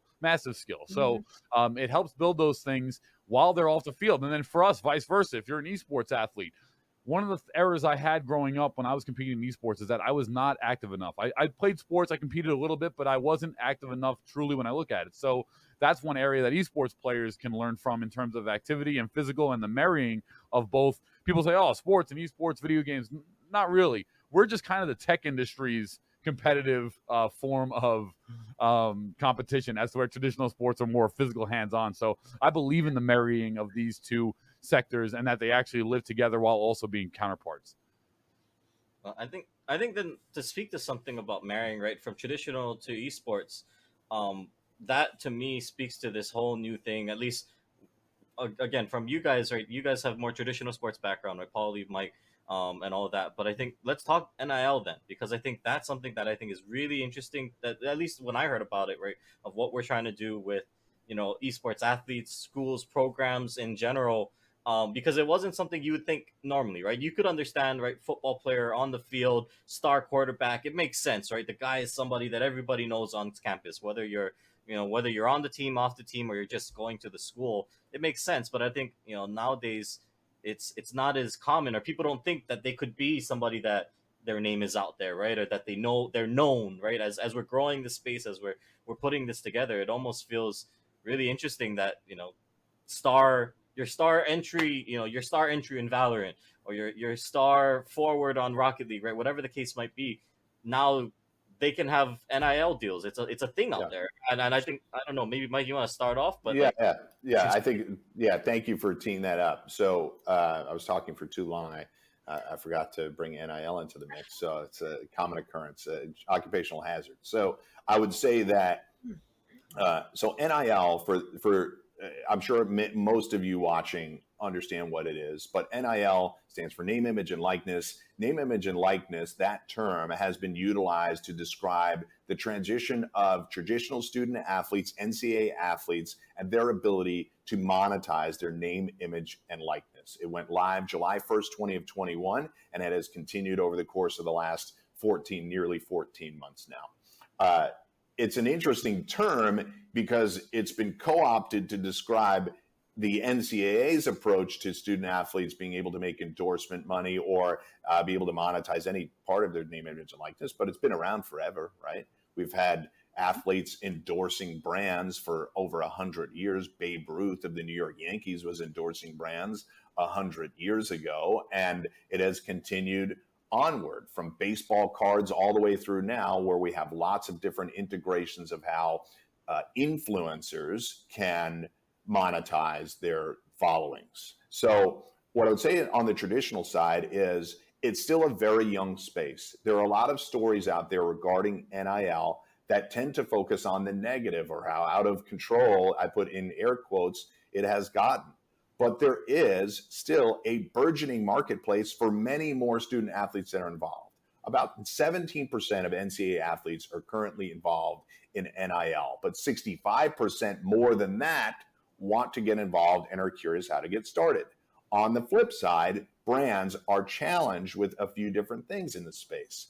There are 10,000 professional athletes in the United States. Once July 1st, 2021 hit, and you dump every NCAA athlete into that space, that's another 500,000. So brands that maybe didn't have a dedicated athlete strategy when there were 10,000 now have 500,000 plus that 10,000 to figure out how to activate, who they are. That's a lot. I understand brands' hesitancy in some instances, but I can tell you that companies like us are on a daily basis educating brands and student athletes as to the software you can use, the types of activations you can get involved in, and how to utilize your followings, or if you don't have to or want to be a social media star, other ways in which you can monetize it. Now, I know I described that under the umbrella of the NCAA, but I see it as being no different in esports. I think there are massive opportunities for people with followings to be able to use that and connect with brands. I think a company like us can help you to do that. And then beyond that, we can make sure that those transactions are safe for you. I think there are opportunities, not just at the individual competitor level, but at the program level to have a sponsorship go to that. I'm sure some of you out there listening and watching already have deals like that in place, but I think we can continue to enhance, augment those deals and make them more comprehensive and make them, first of all, I think product deals are perfectly fine, but I think we can get beyond that and grow some of these deals to a greater extent. Paulie, thoughts on that? Yeah, what you said is right. So I'll put it in for layman's terms here for just the esports players, because I talk to so many of our athletes that compete in our CECC series that are currently still in college. And basically when Mike Blewett says NIL, what he's referring to is just very simple. If a brand or any sort of anyone wants to use your school's name or your brand or anything with you, there is a deal for you that can be put in place, whether it's product deal, whether it's a paid endorsement. You can, whether you're a macro influencer or whether you're a micro influencer, you can be paid for your services. So most of the people, when I talk to them, most of the, I won't say people, college athletes, they are, intimidated by the word. They don't really know what it means. They've never done anything with it before. And that's what it means. Any single time a brand or anyone at all wants to use your name or do a deal with you or do some sort of activation with you or your school, that's basically what the layman's terms, the NIL meaning comes from. And it's evolving in this space. There are so many brands that want to associate with micro and macro influencers and just get people involved with their products or their services. So all of you, collegiate athletes out there that are competing in esports,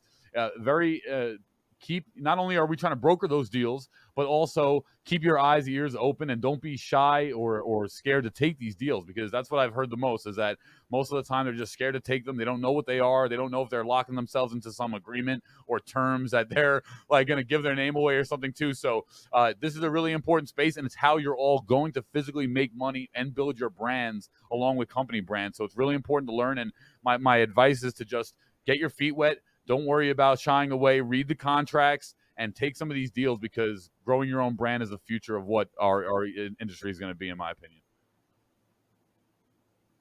Exactly. And if you follow in the pro space, you'll see that the pro teams are not only focusing on competitive play, but a lot of them are focusing on their brand and their cultural importance in the space. And so, one of the things that we do also is help athletes build their brand, build their following. And that's part of what Paulie and Kyler are doing on their side when we do this behind the scenes training. And so, building your brand, this is the creator economy. Anybody and everybody can be anything they want to be. And so we just really want to be the conduit that supports that across the board. Absolutely. Yeah, I think so. With that said, thank you everyone for, I think, great insights in terms of, for any of you that were watching this and maybe had questions about, what is Esports U, what is CSMG, who are they, what are they doing, what are our plans, right? Well, we know we kind of tried to make a bigger splash in the spring, and we're excited to bring more stuff with you guys for the next year. But I think maybe as we close out here, I know we're slowly approaching on time then, but maybe let's go around the room with everyone here of just what's one thing that we're all excited for this next upcoming year. I know we touched on our plans and a lot of things, but if anyone had to speak, if you had to speak to just one thing of just what has you excited for us as a company, for us as the collegiate or college esports space, right? What's one thing that has all of you guys excited? And maybe we'll start with Mike, since our traditional sports guy, and we'll let Mike speak first.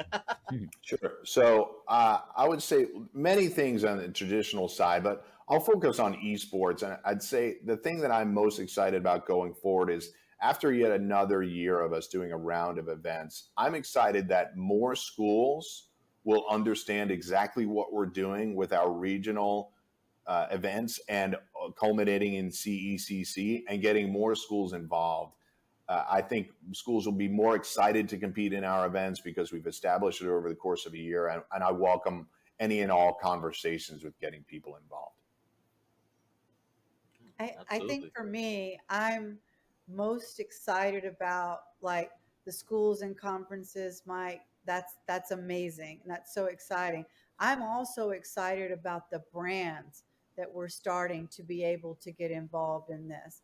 In our Commissioner's Cup in last May, we had over 14 brands, blue chip brands participating in our event. Barbasol, Microsoft, CDW, Morgan Stanley, New Street, Air Force. And so I think brands are really starting to get excited about being involved in college esports, and we're offering them a platform that not only gives them, you know, a big event, a big yearly event, but also regular daily programming where they can have exposure in front of this audience that they want to build affinity for with their brand. So I'm super excited about seeing the brands get on board and help grow the space along with us. A rising tide lifts all boats. And I think that's probably one of our mottos here at CSMG and Esports U. We're growing our brand, but at the same time, we're also really growing the college esports space as a whole. And that's our goal, for it to be a healthy ecosystem for all parties involved. Yeah, I agree there. And I guess for me, obviously always, you know, seeing the collegiate esports space elevate.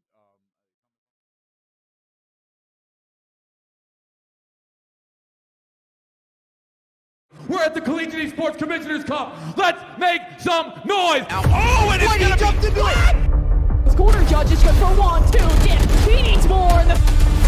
They're doing even more here. You gotta touch the point. Mr. College walks it in. Toy Boy is going to drop. Knife him. Right out in front. Yeah, 3, 2, 1, running.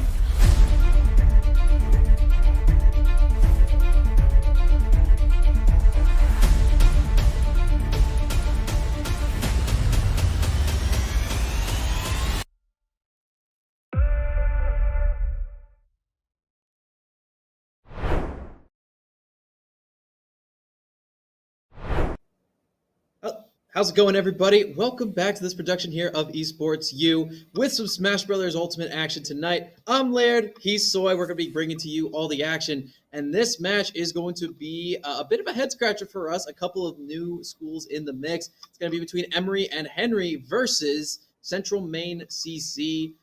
It's going to be a fun one. I have no idea what to expect from this one, Soy, but I'm anticipating it's going to be a fun match either way. Yeah, I mean, these are two teams that I think you and I, we're kind of newer to covering these two schools, but it'll be interesting to see who can come out on top here. We haven't gotten a peek at some of these rosters yet, but so far this season, these are two teams that have been a little bit on the rougher side of things. Both are 0-2 and looking to get back into the winning column this week. But I mean, both schools looking to get just their first set win, get their feet wet this season or this split. And if there's any time to do that, it's in week 3 when you still have time to bounce back into the conference play. So I do believe the arena has been set. PS2 is going to be the stage pick. No surprises there. I mean, everyone loves that place to go. So it's just going to be about us getting into the mix. And we're going to be starting off with Sephiroth and Pikachu. Henry. We have CC bringing in Pikachu. Yeah, and not a matchup that I think you see two characters that you see, fairly frequently, but maybe not against each other all that often. So it'll be interesting to see which player can, kind of get their combo game rolling here, as Gray will be trying to get in on the poke that is Sephiroth. And this up B on stage, gonna get Pikachu off once more, but Volcalido, I can't even speak, excuse me. Volcadillo is what we're going with, is so far doing a decent job of, keeping their own space. Yeah, the thing about Sephiroth is you really got to play in your zone well, and using that scintilla on those projectiles is a really big deal. Even weak projectiles or jabs do a lot of extra damage to your opponent, anywhere up from 20 to maybe 40 or 50 if you have that wing equipped. It's a very scary move, and he's going to go for the up smash to try to sink that kill, but fortunately a fast fall Nair is going to be beating out that up smash for Gray. He's going to be trying to keep Volcadillo, I see, and I'm hung up on it, in a bit of a bind. You know, Pikachu's so good at controlling stage presence whenever they have the majority of it, but Sephiroth, same token, long pokes, a lot of damage, and really good ledge trapping with that Mega Flare. First stock gone, and Gray is going to be still working away at stock number 1 here. They're going to find the forward smash, but it's not going to be able to take that stock quite yet. A couple of snaps here from Sephiroth just to try and get some chip damage. They want the combo into the Thunder, but still not enough. And Gray feels like they're still kind of fishing for that that big, strong hit that will kill here, but they got to be a bit trickier about it, because right now the defense of Sephiroth is just, just chipping away at the stock, continuing to keep Pikachu at bay. Yeah, both these characters are quite light, so at these percentages, very strong attacks will be getting rid of them post-haste. Oh, reverse up air is not going to do it. Trying to go for another one, but maybe accidentally misinput forward air. Pikachu's got a quick attack over center stage. Fortunately for Gray, he will not be losing his stock just yet. No one's able to get a clean hit. And, yep, gonna miss the second hit of the quick attack. Didn't quite have an angle to get back to ledge, which is particularly scary, but a run-up down smash is gonna catch that drop shield. So, a couple stock trades, however, Emery and Henry, led by Volcadillo, is going to be currently in the lead here. Nice combo from Gray to try to bounce back, but frankly, Soy, it looks like this one might be a little bit too far out of reach for the win for Central Maine. But then again, trying to take one stock away, no way to keep your team competitive here. And so far, Gray doing a pretty good job of it. I mean, until that forwarder had not been touched, just a quick 90% dealt to Volcadillo, and now maybe a Nair comes through. Gray here, big stock for them if they can find a way to take this, but they might die to the forward tilt. Yes, they will. I think that was the strong hitbox as well. And so down goes Gray in our first match of the night. And Sephiroth, what a lead, what a character. That dude is really scary if you don't know how to deal with him. I will say Gray was doing a good job starting to come back into that. Was very near taking that second stock away, but unfortunately, Gray was not able to win that one out, and Volcadillo, with only one stock down, is going to be giving his team an 8-6 lead here in the rest of this set. Yeah, and you can see with our graphic here, first player done for the side of Central Maine. That's Gray being wiped off the board, and Volcadillo looked pretty solid overall. I mean, did kind of what they wanted to do, right? Pikachu, very combo-centric character and has plenty of ways to take stocks, but Gray couldn't really get that combo game going, and when they did, it was too little too late. They got that 90% run on their last stock, but they're on their last stock at that point. So Gray just took a little bit too long to warm up to the pace, and Volcadillo did a fantastic job of playing to Sephiroth's strengths. Right, which is, keeping your opponent away from you, keeping your zoning game going as perfectly as possible. And Pikachu is a mobile character with a really good grounded projectile that makes it a little bit easier for them to get in. The thing is, Sephiroth has some really good get-off-me tools, such as that Nair. Comes out really quickly, has a big enough hitbox to deal with the little rat. And he's down tilt incredibly well to pop Gray up in the air, make it very, very uncomfortable, and just get some random nickel and dime damage in here and there. Gray, whenever he was cooking, was able to do quite a lot of damage, obviously like that 90% run we were talking about to end the game. Unfortunately, though, Volcadillo just kept playing Sephiroth's strength, kept himself safe, was able to maintain that first stock for a long time and make a lot of good usage out of having that wing attribute, which activates around 80-90% whenever you're trying to hold on to a stock. And, having a comeback mechanic like that, you pull out on all your stocks, that's what makes Sephiroth so good in these crew battle situations in particular. Yeah, and now that we'll be getting ready for set number 2, Volcadillo is going to be locked in on that Sephiroth for the remainder of his first match here. So we'll have to see how he does, and I'm curious to see if he kind of changes up the style. It felt like early on you saw a couple of those big swings. In particular, I'm thinking about the up Bs at ledge as an attempt to try and catch Gray's recovery from the ledge in the first place. That multi-slash. I'm blanking on the name of it, but either way. It's Octaslash. It's close enough. Octaslash. Either way, doing something like that, Listen. you know, very, very risky in the moment, but in theory, right, you get it on a light character like Pikachu. I mean, you could take stocks on this character very quickly, especially with Sephiroth's kill power. I'm curious to see if, you know, we see that again, and if it's a, you know, character-specific thing, like, you know, they wanted to see how early they could kill this Pikachu, or if, say, they go up against a heavy in this next round, all of a sudden they play a little bit more cautious and play into that more defensive keep-away style. Yeah. I want to talk about that Octoslash again, because that would be really good against particularly, you know, a couple heavies who have low ledge grabs and everything. The big deal is that hitbox actually hits a lot lower than you might expect. It looks like, you know, the sword's the entire hitbox, but he's got some by his feet, which is why if you're holding on for ledge a little bit too long, it might be a bit of a pickle for you to be in. But it does look like we have the character lock in, and it will be a Joker coming in from, I believe that would be...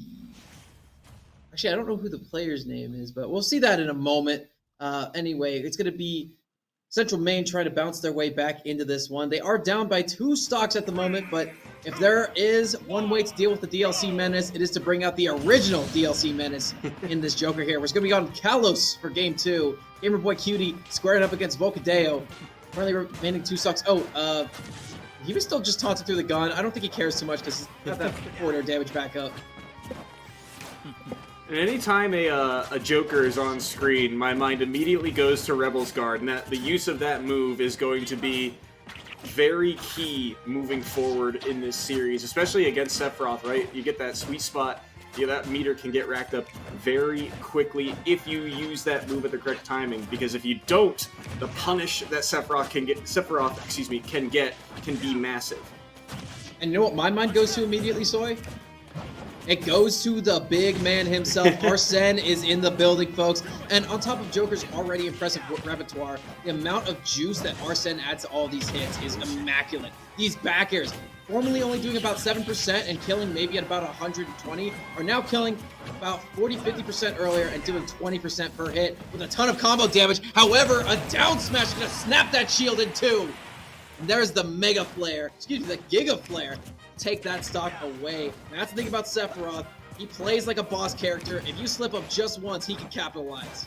And that shield break, too, massive in terms of the momentum for Volcadeo, is now with that kind of early stock lead here, and now you're kind of extending the lead for the side of Emery and Henry. And at these low percents here, you're starting to see, I think, Volcadeo is kind of heated up now. They're starting to get the read on a couple of these risky plays. Once they find a down tilt, they're starting to look for those defensive options, play a little bit more passive, but that time they get aggressive and they're punished for it. The big red man forward smash going to be able to take that stock.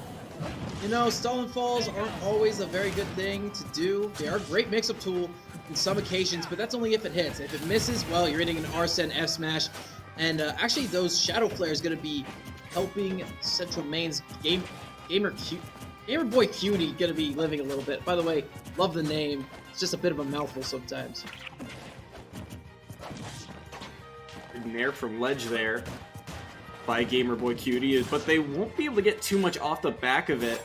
Oh, wow, that's fading okay. So dangerously close to that up smash, but they'll be able to escape for the moment here. This is a big stock here for Volcadeo. If they can take this stock, all of a sudden, that's a massive lead for the side of Emery and Henry. One that is going to really put Central Maine in a bind. 126 right now, but does Arsene make it back on stage? He's not going to have the chance to. He armored through with the down smash, and that's another stock off the board. I don't even think that F smash hit. I know Joker kind of lunges forward a little bit, but Masamune is as long as 2.5 Jokers. I don't necessarily think he quite was in the range there. I think he might have been expecting a dash forward from Volcadeo when he went for that, but the down smash will be taking that stock regardless of what I think. Trying to go for a down smash to catch a roll in, and actually the curse damage from the EHA is going to put the wing on deck. Arsene is here, looking for an Akara-Khan to try to reflect that. I like the spacing on that up smash too. Gonna poke the shield, but will not go for the hit. It was a good thing to catch a jump in though. Ooh, the active hitbox is gonna connect there. There's another counter. Oh my god. Both, getting good reads, and speaking of, they are both searching, swinging for this last stock. Look at all the pressure on the shield there, but they'll be able to get away for the moment. Gamer Boy Cutie's now off stage. Just neutral get up to get back, and the parry to help them get back to stage as well. But the distance of that Sephiroth sword could be dangerous. Back air, even though it's a sour spot, it's still close to hitting. Another side B is going to land. And now look at the percents, still dead even, but they're in the red here. All it's going to take is one strong hitbox, you'd think, but from center stage, the back air is not going to be able to do it quite yet. Yeah, and you saw Gamer Boy Cutie try to go for another back air. Here's the thing, when that wing is active, not only do you do way more damage or faster, you also have a lot, or an extra double jump, and yeah, the poking forward air with the high rage, that close to the ledge with wing power up. I mean, Sephiroth, he is a hard man to knock the crown off of, and those comeback mechanics, that is exactly why. Played around Arsene beautifully. Recognize the Joker is quite stubby compared to his Masamune.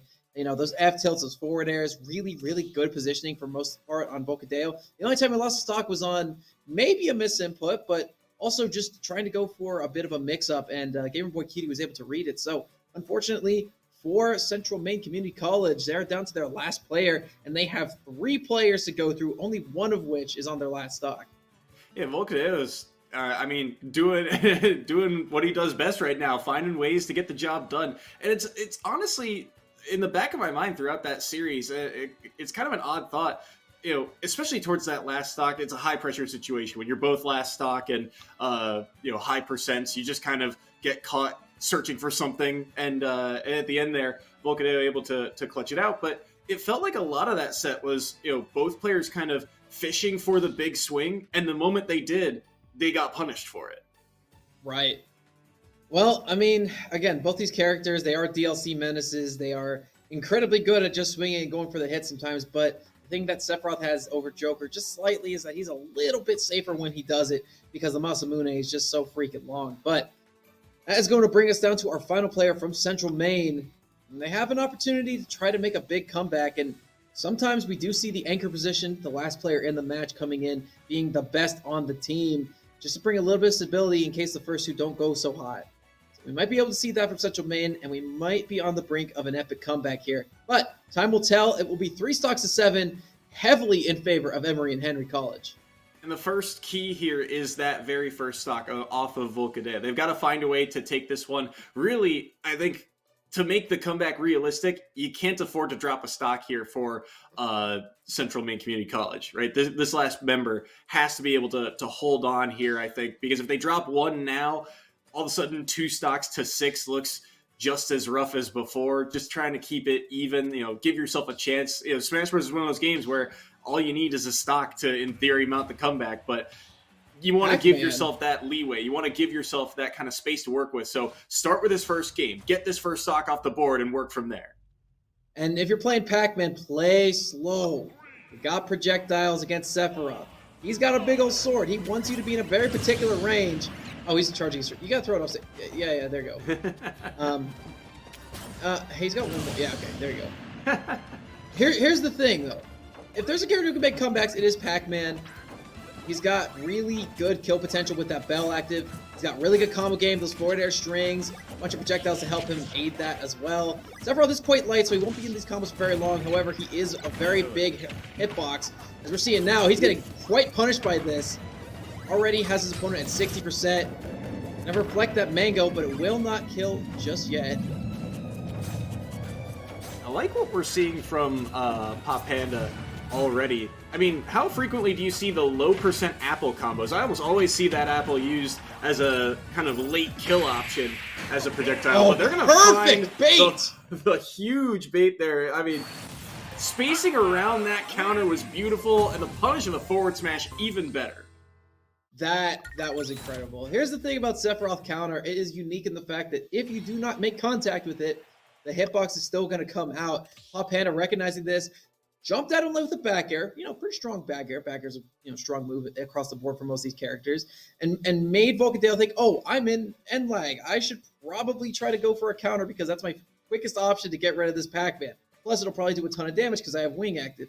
Well, Pop Panda said, all right, he's going to expect me to do this. I'm just going to hit back on the ground, wait for those projectiles, dissipate, run up, use my really good F smash, which has a bit of disjointedness to it, and slam him with it. It's a very strong move. Pac-Man F Smash kind of underrated, which is one of the reasons that Bell is so effective, is because you get those really early kills at like 80%. Sephiroth being as light as he is really can't stand up to that. Pop Panda only sustaining 1 hit during that match is a good sign of fortune to come for Central Maine Community College. I said the anchor, the most important position on this roster. Pop Panda living up to that. Yeah, absolutely. And from what we saw in that match in particular, I mean, it feels like Pop Panda's got really good spacing and really good knowledge of, what they can kind of afford to get away with in terms of combos. They know the full extent of what they can do, and they're very good at kind of ending that combo right at the peak of it. Even the apple play, right? Knowing the angle that you're going to be sent up at, the percent it's going to do, and how you can follow up off of that. And even things like the bait that we were talking about that ends that very first game, being able to space around that counter just by simply walking after landing, right? Going to be interesting to see how they do against the Doc here in round number 2. The Doc is ready to rock. This will be the second player coming in from Emory and Henry. I do believe it is the captain, or at least one of the people who are in charge of the Discord presence they have. It's Hispanard coming out here to square off against Pop Panda. A couple retro picks going at it here with Dr. Mario Pac-Man.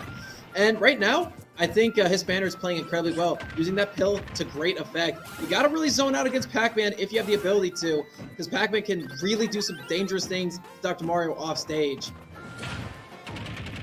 Good grab into the tornado. Is that going to be a stock? Yep. Yeah, it is. And, that's one of the things about Dr. Mario that's always kind of interesting is that this character just racks up damage so quickly and can kill so early that Pop Panda's got to be very careful. They nearly get their jump called out there by that down air, just barely whiffing on that attempt. They're going to catch the air dodge, though, with another forward smash. And Doc off stage, dangerous spot, good early up B. You could see that Pop Panda was fading down, getting ready to block that recovery. Yeah, Pop Panda's playing a little bit aggressively right now, recognizing that his opponent really wants to camp him with those pills. Yep, he's going to hit the hydrant up into him and try to fall back, use that apple for some good aerial coverage. Yeah, here's the thing about Doc, though. It is so hard to trade out of those hits. However, if you outspace his up smash, he does have a bit of end lag on that. The up smash will be coming in for Pop Panda. He's back in it. A couple forward airs. And just a hasty retreat, getting that Galactica on deck. All right, he's got a couple damage hits. 57%, 67, and climbing has taken the stock lead back. However, he's still at a disadvantage in terms of the stock race, considering how much of a lead Emory and Henry's at right now. Good pill into up air there, and yeah, these pills are just doing so much work here. Good parry, that's going to lead to a grab. Can he get anything off of this? Potentially an edge guard. The up air again. Look at the spacing around that. That was surely a stock if Pop Panda lands that aerial, but the up air sneaking underneath and away gets him back to safety, and he's going to get another stock off the back of it. The setup there was beautiful. The whole match has been recognizing that Pop Panda has been neutral getting up, not going for any get-up attacks or rolls. And since you're pinned on a platform, that Mario forward air is absolutely a terrifying thing to contend with, considering how much space it covers. 97 now, 107. And I guess the stock, forget percents, forward smash will just do the trick. So last stock apiece here, but still, Pop Panda needs to stay alive in this one to keep the central main chances of getting this first set alive. And so far, not very easy to do. You can tell that they're, searching, looking for a way in to maybe get a combo string going. They got the apple once more. They'll drop it just to get that percent, but everything is just being evenly matched here. I love how Hispanard is positioning these pills. He's hopping from levels. He's hopping on top of the platform. Now he's jumping above the platform. Now he's actually underneath the platform and shooting it from the ground level. He's constantly making Hispanard try to reposition himself as well. So he's not going to be able to get as easy of a time to charge those bonus fruits. Right now, though, he's got his opponent off stage at the ledge. He's just going to retreat underneath that hydrant. And here's the other thing. Hill is so good around hydrant because it can bounce over it, it can go under it, and cover those odd angles too. And frankly, right now, that grab is exactly what the doctor ordered for Pop Panda, but he needs to get a kill right here or it might just be over. It feels like Hispanard is also... Ooh, actually, hold that thought as look at this edge guard coming through. Up B, does he get... Oh, he forwards him back. No. He was going to fade. He might have been able to catch that trampoline. It would have been close, but the forward air gives him a second chance at life here. And a huge stock, maybe. Look at the tension as they both hold shield. not wanting to take the risk. The orange is going to land, though. They'll be back to the ledge. Good air dodge around, and now the situation is reversed, but can Doc easily edgeguard Pac-Man? Not from here, they can't. The up smash not going to be able to do it. Back throw, is this enough? Not quite yet. We had to burn that tornado early, use his double jump high. Excellent recognition there from his Spaniard, recognizing that Pop Panda was going to go low for a low out edge guard. Going to clank with that hydrant, and the apple into it is going to be keeping the hopes alive for Central Maine Community College. Pop Panda has this team on his back, currently has taken 4. And he's got to take 3 more in order to secure a victory, but he's only got 1 stock left, Soy. Yeah, 1 stock is going to make it rough, but I've said it before, I'll say it again. This is a game where you only need 1 stock sometimes, and so far, Pop Panda has been putting in the work here, and that got very scary very quickly for both players. But I loved, overall what we saw from both players in terms of the adaptability, right? You saw that his Spaniard was, using the pills and using it as a setup, right? Just kind of using it as an approaching wall of projectiles and using that to move in on really Pac-Man's own wall, that hydrant. But at the end of the day, the hydrant stands tall enough, and the apple into the hydrant is what did the trick. But it's taking really a lot of effort here for Pop Panda to be able to work his team back into a position where they can win, right? It feels like even in that matchup, he's got to work hard to, space around those pills in the first place, and then, find a position where he can get a forward smash read to be able to take a stock. Here is going to be, I think, a pretty similar case. He's got another wall of projectiles to deal with in that forward air from the side of Mr. Game & Watch. Right. He's got, there's that forward air. You also got up air, which means you're not going to be safe in the sky like you're quite used to as Pac-Man sometimes. I do believe that up air will clank with Hydrant, so Hydrant's hitbox will be canceled on the way down. Here's the other thing. Engaging with those projectiles is going to be a lot more difficult as well. And if you have your opponent on the ground, going for Pac-Man's usual pressure strings won't be as useful either, because that uppy out of shield is so devastating and so difficult to get any meaningful combos off of. So far even, though, through the first 30 seconds, and now you see the forward air start to come out. That neutral B of Game & Watch also going to clank with a couple of the projectiles, or at least deny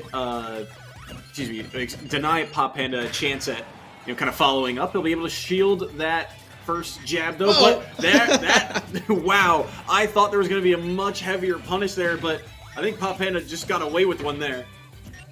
Yeah, I don't think his Spaniard exactly recognized that was what the interaction was going to look like, but hey, you know what? Can't be too upset about that. Got a little bit of extra damage on the board. Plus, you have 3 stocks to work with. You don't really need to play too downhill at this. I kind of like the pace he's going for here.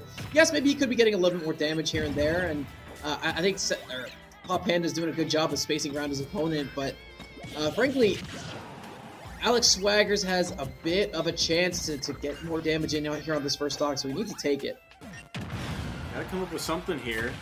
Not a whole lot of use of the up air that we were talking about, but look at this. Holds the down B for too long, gets grabbed for it. Won't be able to do too much, and won't be able to make it back to stage. The down air beat out the up B, and all of a sudden, first stock is gone. He got the iframes perfectly on that. Yep, falling there into dash attack, good for 22%. And he does have the Galactica on deck. The combo will continue. No, he will not. He will actually disengage. But he's going to wait for that whiff punish, get a little bit of extra nickel and dime damage. And this is where it gets really scary.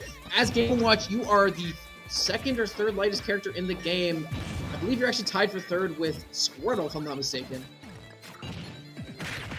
Certainly one of the, one of the lightest. Good reflector. Hang on, I'm looking there. it up. But it, and you can see now, Pop Panda knows they got to take the stock relatively soon. They don't want to take too much more percent before getting this Game & Watch to their last one here. That dash attack's going to help chip away at stock number 2, but that reflector ever present now. Both players really having to think hard about their options here in neutral, as the apple's going to get gusted away by that hydrant blast, and now maybe something here at the ledge, but man, they'll be able to make it back. Yeah, that F tilt's quite scary if it does hit at the ledge. It sends it a really weird, awkward angle. Not that Pac-Man can't make that back, but still does have some juice on it.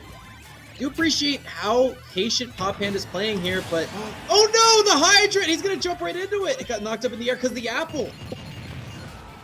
Again, just so much to think about, and he doesn't keep track of where that hydrant is, and now all of a sudden 1 stock apiece here. Still an 88% difference, so very much so in Alex Swagger's favor here. But still, the way Pop Panda has been playing, I mean, he is not taking all that much damage these first 2 stocks in order to bring this one back. Alex Swaggers has a lot of quick kill options. Things like that forward tilt at the ledge could be very dangerous here, so Pop Panda's got to be very careful. They're throwing out a lot of these projectiles, and that down B, it's actually been a little bit more of a curse here than a blessing for the side of Alex Swaggers, but maybe something here at the ledge. Grab. They get the forward throw back off stage once more. You gotta keep in mind, both these characters are confirmation kings. And you know what I mean by that is that down smash is going to really easily pair into any other of these strong attacks that we could be seeing Alex Swaggers throw out. Sometimes, though, you don't need a setup. Sometimes you just need a good opener, and it will be the steel chair getting the victory for Emery and Henry. A little bit down to the wire there. Pop Panda taking 5 stocks on his quest to try to make the comeback happen. Wasn't quite able to make it happen. Actually, no, he took 6, didn't he? Yeah, he did. I think Almost brought it all the way back. Yeah, it was 6. It was 6, yeah.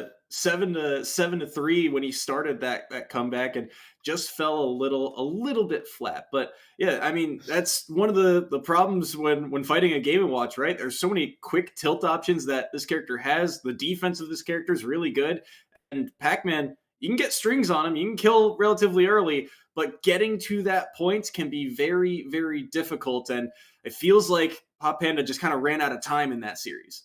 Absolutely. The pressure at the end, you got to feel against Game & Watch too. You know, he could down smash you and then that's your game. You know, he can hit you with one of his crazy tilts and that's probably your game. You know, I need to deal damage to him, but if I touch his shield, he up-Bs me. What do I do about this? So again, there's really no good answer for dealing with that question that is Mr. Game & Watch. And on top of that, he is an exceptional character for dealing with zoners. His counter zoning is among the best in the entire game. You have setup tools like that forward air. If they're trying to stall in the air above you, got the up air that you really don't need to commit too much to use. You got a couple of poking moves like the F tilt in the back air. And on top of that, you have Bucket. And Bucket in general is just a zoner's worst nightmare. And you could see Pop Panda try and work around that aspect, right? With, once a projectile got reflected, they would, try and parry it or, get their shield up in time. But they would also use things like the hydrant and the apple bounce to bait the reflector and then get a grab off of the back of it. And while getting a grab as Pac-Man is, well, it's good, it's something, it's an opening, but there's not too much really I think Pac-Man can do off of that grab, especially when he was able to get it in the first place. Outside of, say, I think he got the back throw on stock number 2 to kind of get that second stock off the board, but still, it's an opening that was Pop Panda was able to create, but it's about getting there in the first place, right? You've got to bait him into using that move, and that's really difficult to do. Definitely, man. I think Pop Panda did a good job of baiting. He was like, "Oh, I'm gonna throw a random projectile above his head, run up while he's in Bucket, and go for grabs because grabs are like the best way to deal damage against this character." And he did a fine enough job, but I need to see a little bit more out of him if he wants his team to win set 2, which will be coming up shortly.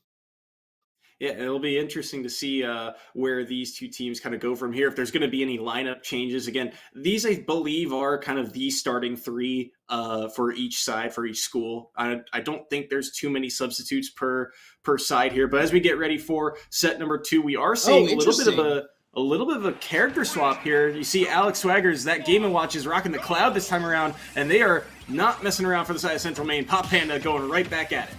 And both these guys charging their moves right off the bat. Limit on the side of Alex Swaggers. And Pop Panda's going to get his Galactica on deck here, too. So here's the thing you got to keep in mind. I believe Alex Swaggers might have been going for the Game & Watch as a counter pick. If he's going to be opting for the Cloud this time around, I would imagine this is his main character. So it's going to be a little bit of a different pace, a different tempo for Pop Panda to try to work around. But leading Pop Panda, a bit of a brazen decision, wouldn't you say, Soy?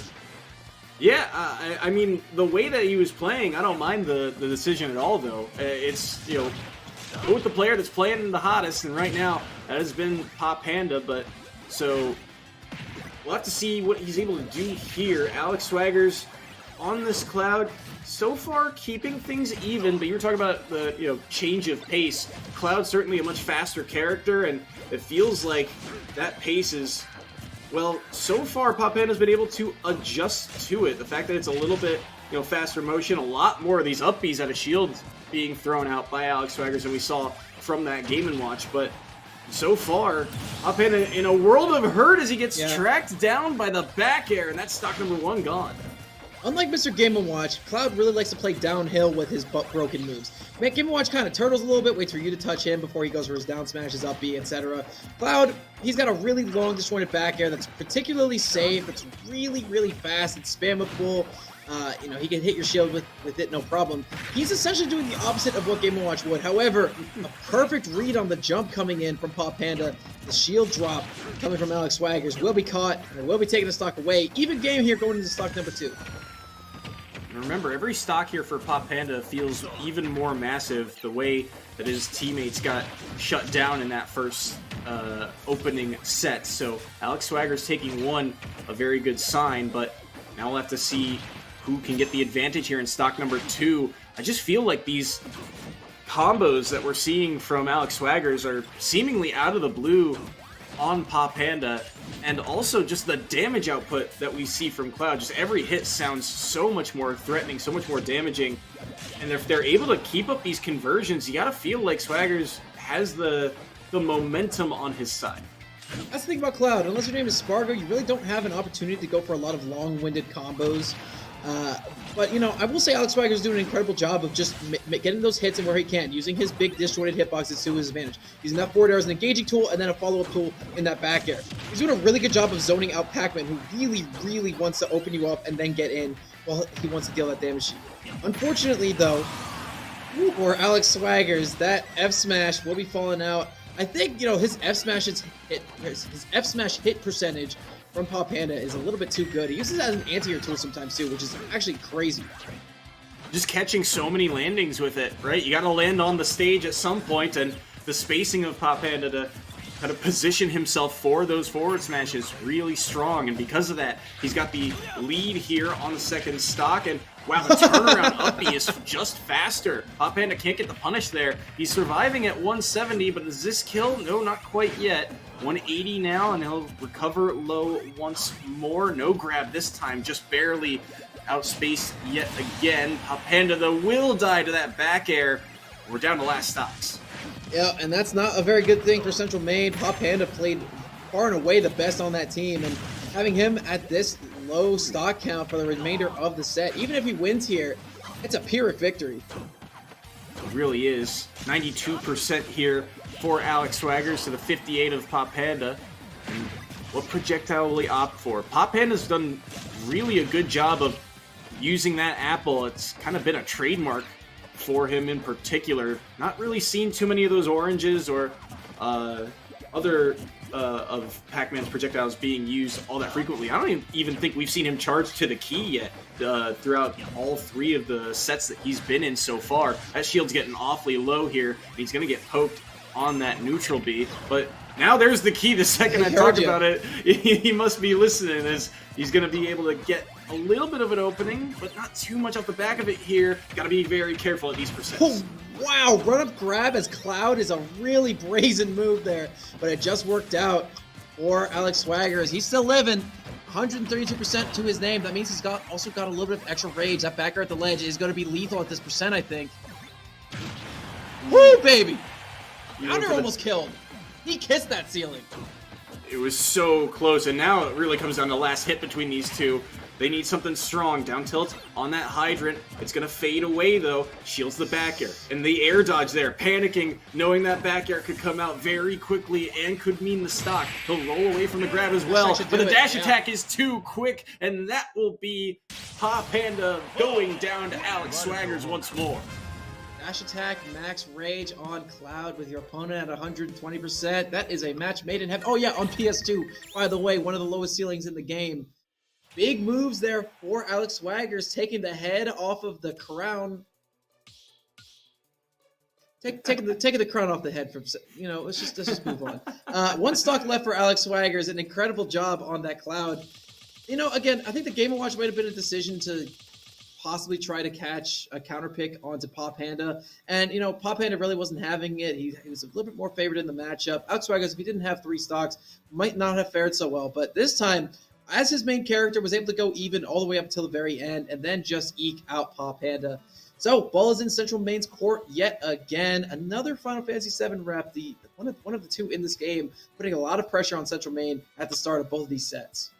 Yeah, and it's interesting too. Again, these 2 players keeping it very close with each other in a very kind of different way from that last set that we saw. And part of that is the nature of the characters, right? But also, I just think that Alex Swaggers, in the kind of panicky situations in the scramble mode where it gets to be last hit, you got to favor the characters that have just kind of more kill tools in their kit that you can throw out quickly. Cloud, very fast. That sword, it does a lot of damage. There's so much that you got to worry about as Pop Panda. And at the end of the day, the dash attack just barely able to get the job done. Even Pop Panda, he's using a lot of his resources too, right? I mean, I mentioned how he had to, use the key for the first time in that series. He had to use the hydrant setups, the apple setups. He's going through all of the projectiles and the shield. I mean, how frequently was he having to use his shield on the far side of the stage, and it was still getting chunked down to the size of an M&M? I mean, he had to work so hard to keep that close, and now, unfortunately, taken out here in set number 2. One of these next 2 players, be it Gray stepping in here, will have to step up for the side of Central Main. I do believe it will be Gray. Pikachu's not a terrible character against Cloud. I do think Cloud has a more favorable matchup against Pikachu than a lot of other top tiers do. Thing is, Cloud's just got some really good defensive options that up you out of shield, which we know Alex Swaggers likes to really throw out every now and then. It's an up you out of shield, but it's also disjointed. So if someone's like trying to run up to you and poke you, you're just going to outright beat them because the Buster Sword is quite long in its own right. I think Joker's fine here. Good edge guarding coming in from Central Main as well. You have Arsene as a fallback plan, a contingency, if you will. But on top of that, you still have a host of other players coming in from Emery and Henry. You've got Dr. Mario floating around somewhere and potentially a Sephiroth as well. And, maybe some other counter picks going in there as well. But it looks like Gray will be coming back in for Central Main Community College. It's a different character. The Aegis will be making an appearance. Yeah, so Gray went Pikachu in that first set, and now they're opting for the DLC of Aegis coming in here. So we'll have to see how they are able to do on PS2 this time around. 2 stocks off the board of Alex Swaggers, but it's, your classic swordy battle of both with some speed, and we'll have to see who comes out on top. I feel like Cloud, the fact that, again, Cloud just hits so heavy, could do massive damage to Gray if they get in. But on the other hand, I feel like the game plan for Gray on a character as fast as Mythra is just get this Cloud off stage where they can really struggle. Problem is, though, those disjointed hitboxes do stick out for quite a while as Cloud. Now, I've made this comparison a number of times. I want to hear what you think about it, Soy. I would say that Cloud is like the perfect marriage of both the strengths of Pyra and Mythra. Mythra very fast, really good combo game. Not a lot of damage potential though. Pyra on the other side of things, long sword, not very fast, but does a ton of damage with some really good kill power. And unfortunately, I think Cloud just does both of those things a lot better than both of them do. With Mythra, Pyra Mythra, their Sanchez character, you get the best of both worlds. Really good combo game, really fast, and then you have really high kill power, but not a lot of speed. Cloud, he's got speed, he's got really good disjoints, and he's got a ton of damage as well. So I think he kind of just works at both of their niches and does it better, in all honesty. I agree with you. I think it's, where Pyra and Mythra are opposite ends of the scale, and Cloud is kind of the even middle ground where you can, kind of piece it together a little quicker than, say, on the flip side with Aegis, right? You got to either take your speed or take your damage, or it's kind of declared. Whereas Cloud, you can kind of be a little bit sneakier in a sense. But here we see the switch to Pyra now. Down air, up smash. Wow, got around it, and the forward tilt's just going to do the trick. And all of a sudden, it's last stock apiece. It wasn't quite true with that much rage. The up air probably would have been better there. It might not have killed, but it would have at least done some damage. And, yep, the F smash is going to come in. Good read from Gray. I'm sure Pop Panda taught him that one. The anti-air, or the F smash to catch the landing. And, couldn't have gotten Alex Swaggers out of the picture soon enough. currently has taken 5 stocks, 5 heads for his 3. Gray is on their last stock. There are 4 stocks remaining for Central Maine. But Gray is holding on for dear life here.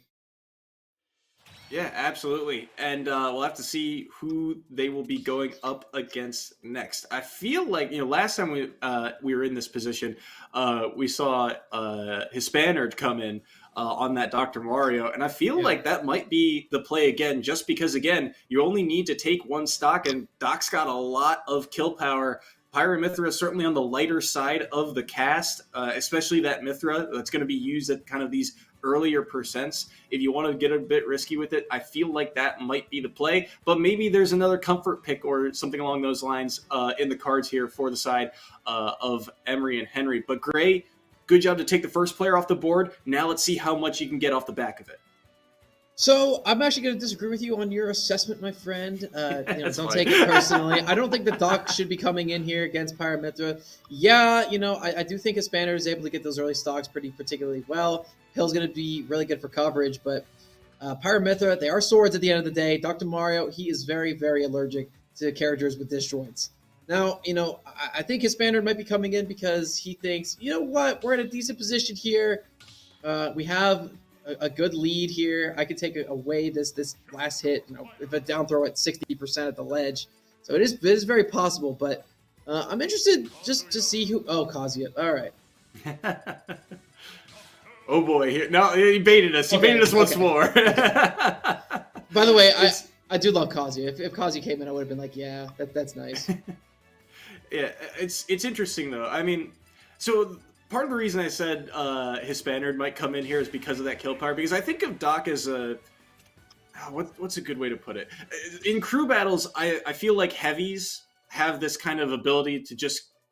They're like a security blanket of sorts. Oh, yeah. And Doc isn't really a heavy, but he has that kind of heavy kill power, right? Right. And if you only need that stock to, if you only need to take 1 to just, eliminate a player, that feels like the play. That being said, a complete character switch up might be in the cards here. It looked like the Wii Fit was going to be locked in potentially for this set instead. And that would be very different. I mean, Wii Fit's not one that I feel like actually we see a lot of Wii Fit here at Esports U, but the different styles that they go through are kind of interesting to see.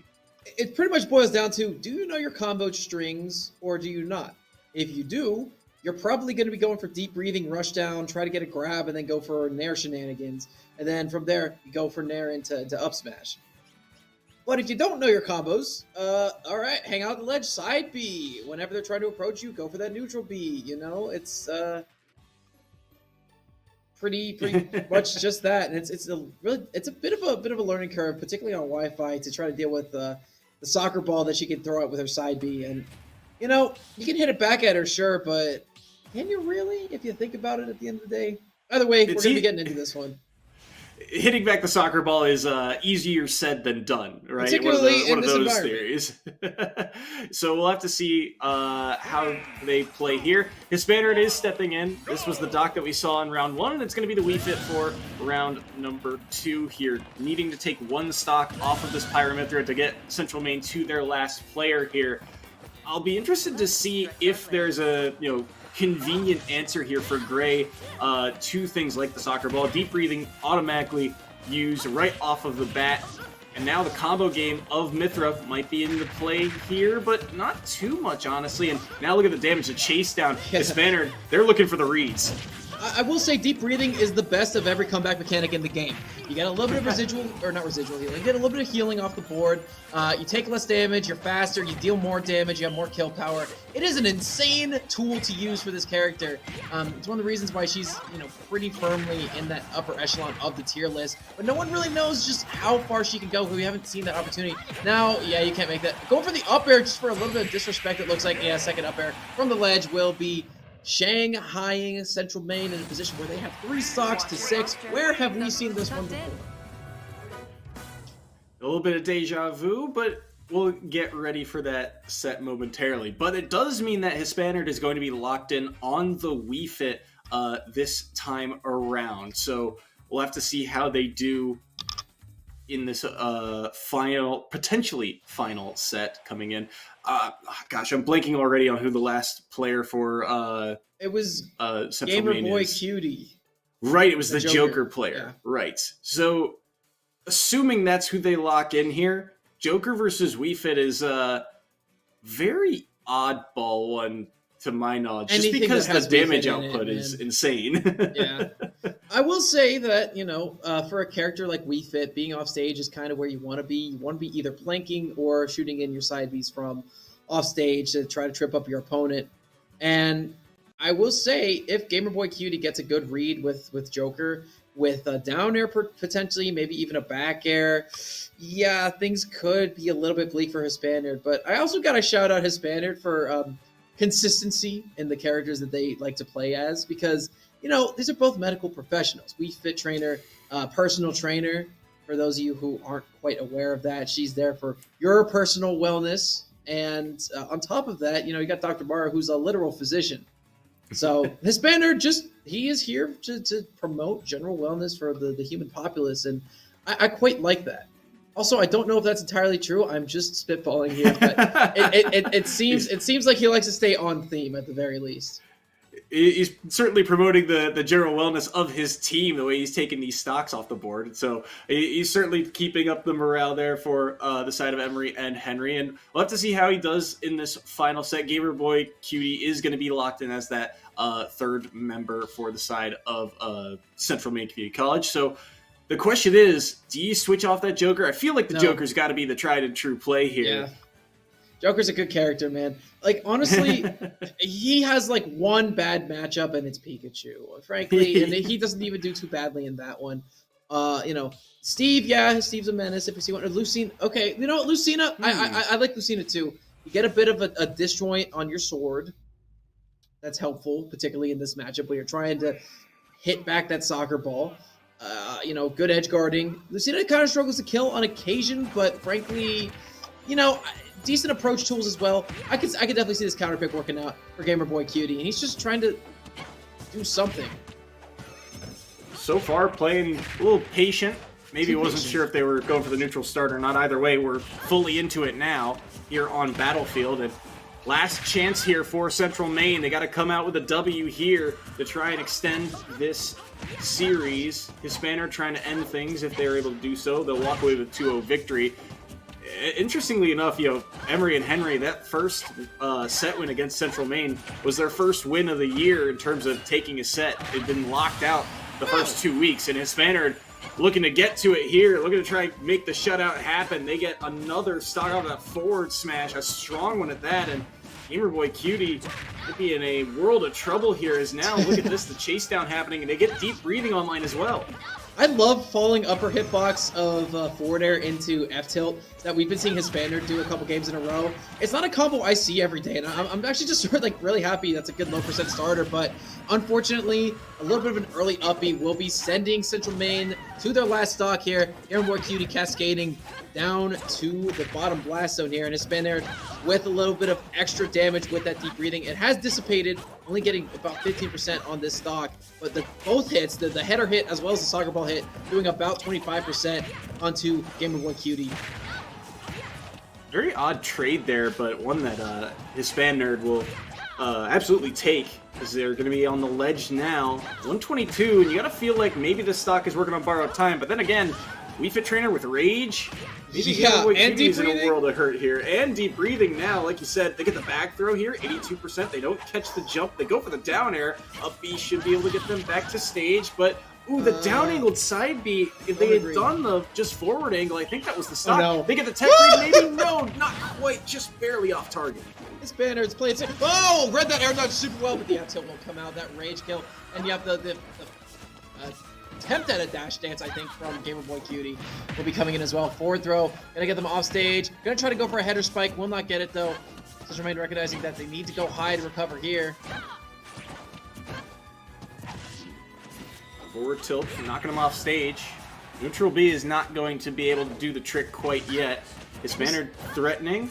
Not being able to find a grab quite yet. Oh wow, how did that grab miss? What? That was from in close and still unable to find it. And now you're starting to see Gamer Boy Cutie get a little bit more damage, but forward air, not gonna be able to take the stock quite yet. They get around the soccer ball. And the battle for stage control continues, but now they go to the edge guard. Maybe something here. Challenging Wii Fit off stage is dangerous. It is. This is her environment. She loves the plank. She loves to be on stage 4. There she did. 4! Wrong sport. Never mind. That's a service ace coming in for his Spaniard. Second set. Pulled up. Was able to take 6 stocks. 6? Wait, no. 7. No, it was 6. Yes, 6. Wait, no. It wasn't 6. Oh, sorry. I'm gonna throw a challenge flag on that one. It was actually, let me see. So Alex, he took 4 because Alex Swagger took 5. Right. I can do math, dude. I'm going to college for communications. All right, it's not for engineering or whatever. Anyway, that will conclude the set today. I do believe we're going to be going to an interview. Correct me if I'm wrong, production, but very, very solid showing. First win for Emery and Henry this year, led by his Spaniard.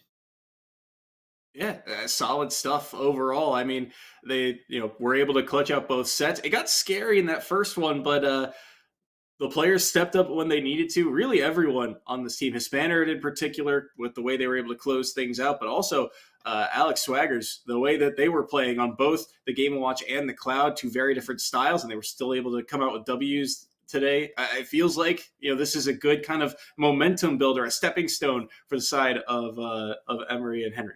Yep, first win for these guys. It will be Central Maine still looking for theirs, possibly next week, next Monday. Stay right here. But in the meantime, we're going to be grabbing a player to interview. Don't go nowhere. We got a hard-hitting conversation coming on our return. We'll see you soon.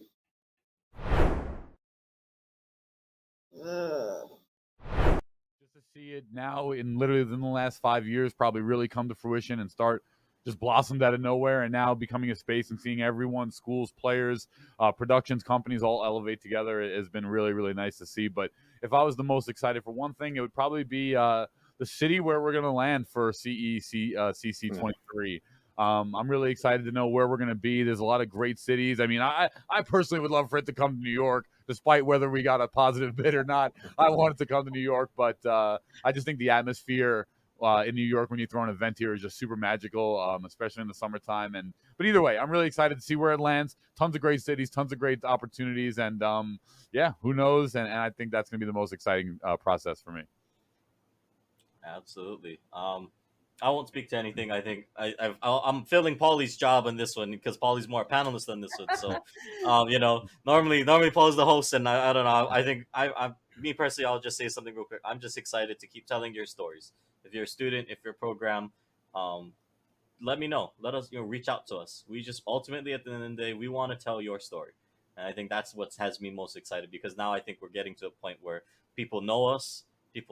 I hope you guys trust us, and and we just want to keep expanding and growing the space. So with that, Paulie, I won't make you do the weird thing where you got to toss to yourself, unless you want to do that. I don't know. Actually, you might have a way of doing this. All right. Let's test it. Yeah. Okay. Right, how do you want to throw yourself here? Well, that's going to conclude here the future of collegiate with CSMG and Esports U. Thank you so much to Angela, Mike Blewett, and Kyler Tandle for hosting our panel. And now back to myself for the day 3 of the CSMG Coaches and Director Summit 2022. What is going on, everybody, and welcome to the ECAC Top Plays of the Week. I am Seth Dillons, and I'm super excited to walk through these with you so you can see all of the great moments we are getting out of collegiate esports. One of my favorite things about these seasons is as they go on, as the years continue to pass, the skill ceiling just gets higher and higher, and the teams get better and better. Starting things off in week 1 and 2, these teams came out the gate swinging. Let's take a look at what they were ready to bring out in these early weeks. Valorant is a game all about risk versus reward, and Sin from NYIT wanted to show us just how much he was willing to risk to get that great reward of a round win. Sort of forced to pop off, maybe get a little bit more sniper play, but these direct, tight angles make it tough. You have Axorus that actually gets a wallbang headshot onto Prime. That timing on the paranoia works so well. Yo, give it up for the util, bro. Sin's gonna pick up 3 into the site. It's a lurk on its way from the chamber, but unless you're gonna spam through this box, you're not getting anything done, and Panda won't even let him get that far.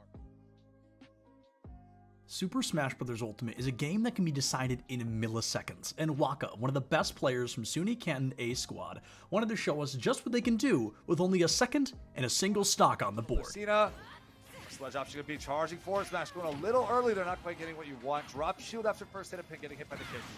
High percent. There is the stun into Claw. That Claw could have been charged for a lot longer. Oh my goodness, that's a forwarder into stage with the stage spike and then upping immediately after. What a sick. 1 point in Rocket League can never make a team feel comfortable, but Driftsy wanted to show us that not only was he going to pick the pace up, but he wasn't going to let his team down. Defensive test with flying colors, though they couldn't get out, and that is the important part at the moment. Clears a must for UA, and it's just not in the cards at the moment. Dripsy!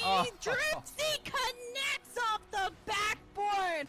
What a shot! I watched it unfold slowly. You stopped speaking at just the right moment.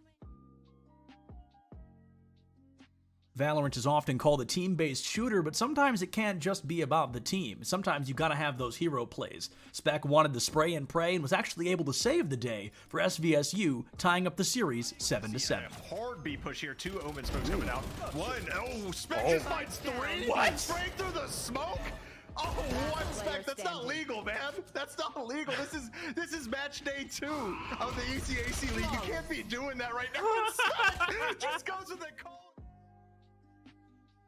Here in this clip, Fanshawe finds themselves with their backs against the wall, 20 seconds left on the clock, and they're desperate to take down Wake Forest. They don't have anything to get through this team, they don't have any weapons on the field, but with Jackie Moon in the wings, at least they had a sniper. Apparently. Guys gonna believe all the shots. Oh, a sniper! Jackie Moon from about midway through. What a shot right here from Jackie. Wow, good eye sniper. Yes, sir. Jackie Moon puts us on the right side. A little bit more to the left. This one would have been... Here in this clip, we're going to get a great moment from a Pac-Man, and as a Pac-Man player, I was super excited to see it. We're going to hear a lot of praise from our commentators giving Mosey those compliments of choosing Snake against Pac-Man, a great counter pick. They were super excited to see a Snake on the field, but even without their blessing, Trollery does not yield. Approach, but like you said, he's trying to play this safe because losing a stock right now for Concord would be really bad, and, well, a little bit of commentator's curse there. We kind of willed that one into existence. Oh, man. Oh my goodness! What? Now I know what you're thinking. Oh, Septilence, how could that be all we got from weeks number 1 and 2? Please tell me there's more. If you like what you saw, you've got to go check out ECAC Esports on all social media platforms. Please see what they're bringing to the table. It is great collegiate esports week after week. And on the bright side, folks, this is just the beginning. We've got the whole rest of what is guaranteed to be a great season ahead of us. Thank you so much for joining me for this recap, and I'll see you on the next one.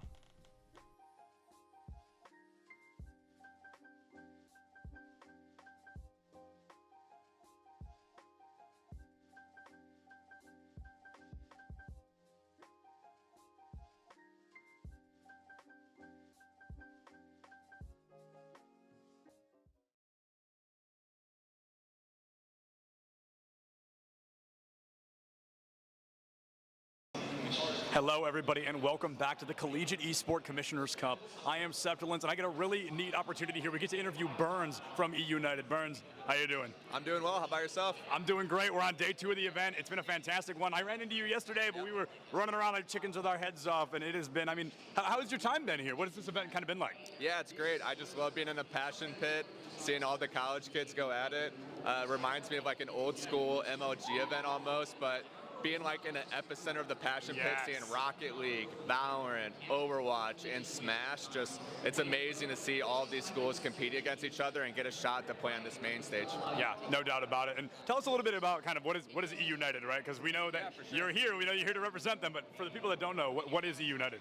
Yeah, E United was founded in 2016. We're a professional esports organization. We've been in League of Legends, Overwatch, all the way to Battle Right, I think it was called back in the day. Right now in 2022, we are in Gears of War, Halo, Rocket League, PUBG, and announcing a new title tomorrow. I know, get the small intel here. So It's a lot of fun. I went pro in Call of Duty when I was younger. I ended up playing my last event under E United, switched in 2016, and I've been the GM ever since. So it's a true blessing to be able to stay with an organization for as long as I have, and we love giving back to the collegiate community. I actually graduated from Full Sail in 2013. I was a little confused about the jersey. I was a little... Yeah, so the Full Sail boys are out of the tournament, unfortunately, but I decided I would rep them today in their honor. Yeah, it's just great. I love working with younger individuals who are trying to find their path in esports, and these college kids are really showing what they're all about. Yeah, so to be kind of an ex-pro player, where a collegiate scene at the time didn't exist, especially not to the scale right now, what is it like to see such high levels of success, such high levels of support for something that you weren't able to kind of get as much support in at the time, something that was looked down on a lot more? Yeah, I'm extremely jealous. That's all I can say. Full Sail started their program in 2017. When I was there in 2011 and 12, it was just a bunch of nerds running around, just creating their own clubs. I was still striving to go pro, but now you have these opportunities to play on main stage, play in front of thousands of people. We just had locals back in the day. You would show up and play for like $200, $100. It was like lunch money. Right. Now these kids are playing for scholarships. They're playing for fame. They could pop off here and end up getting a sponsor for $10,000 or $20,000 from somebody. Right. So the opportunities are just endless at the moment, and I think it's just great that you basically can prove yourself and make anything happen right now. It's instead of kind of what you had gone through, being in college and also trying to go pro, these kids can try to go pro while being in college. It's hand in hand instead of those two kind of battling kind of matchups. So if somebody's trying to go pro, right, they're like, Burns, I want to be you one day. I want to be the GM of E United one day. What is that first step to really take it from a hobby to a passion, to a job? Yeah, I think I've told this story a lot, but it's really, I thought about going pro every night before I went to bed. Right. Like, I lived and breathed Call of Duty for years. It was my life. I had to skip dinner sometimes. I had to skip family functions, and my family didn't really understand, but it was what I wanted to do, and it all worked out. But at the end of the day, you always need to kind of be organized. You have to have the ability to not put all of your eggs in one basket. So even though it worked out for me, there are so many opportunities in esports. There's being a caster or interviewing people. There's working in production. There's helping people get waters. Like, literally, there are so many opportunities. So, this crowd's awesome. They're going crazy, dude. They stayed on their last life right now. Off subject, Smash, regardless if it's middle school, high school, college, it pops off all the time. I love it. Well, Burns, thank you so much, man. I really appreciate it. Yeah, no worries. Thank you, guys.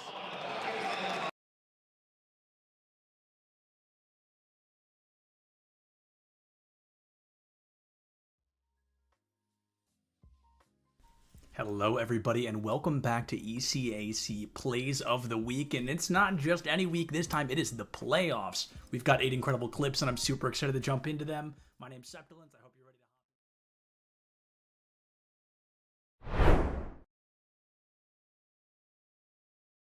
to How's it going, everybody? Welcome back to some more production here at Esports U. I'm Laird, he's Soy. We are experiencing the aftermath of the Emory and Henry College versus Central Maine Community College matchup, where Emory and Henry were able to take a 2-0 win over their opponents. We got a couple of interviewees here. We've got Volcano and Alex Swaggers joining us here. How are you boys feeling? How's the win?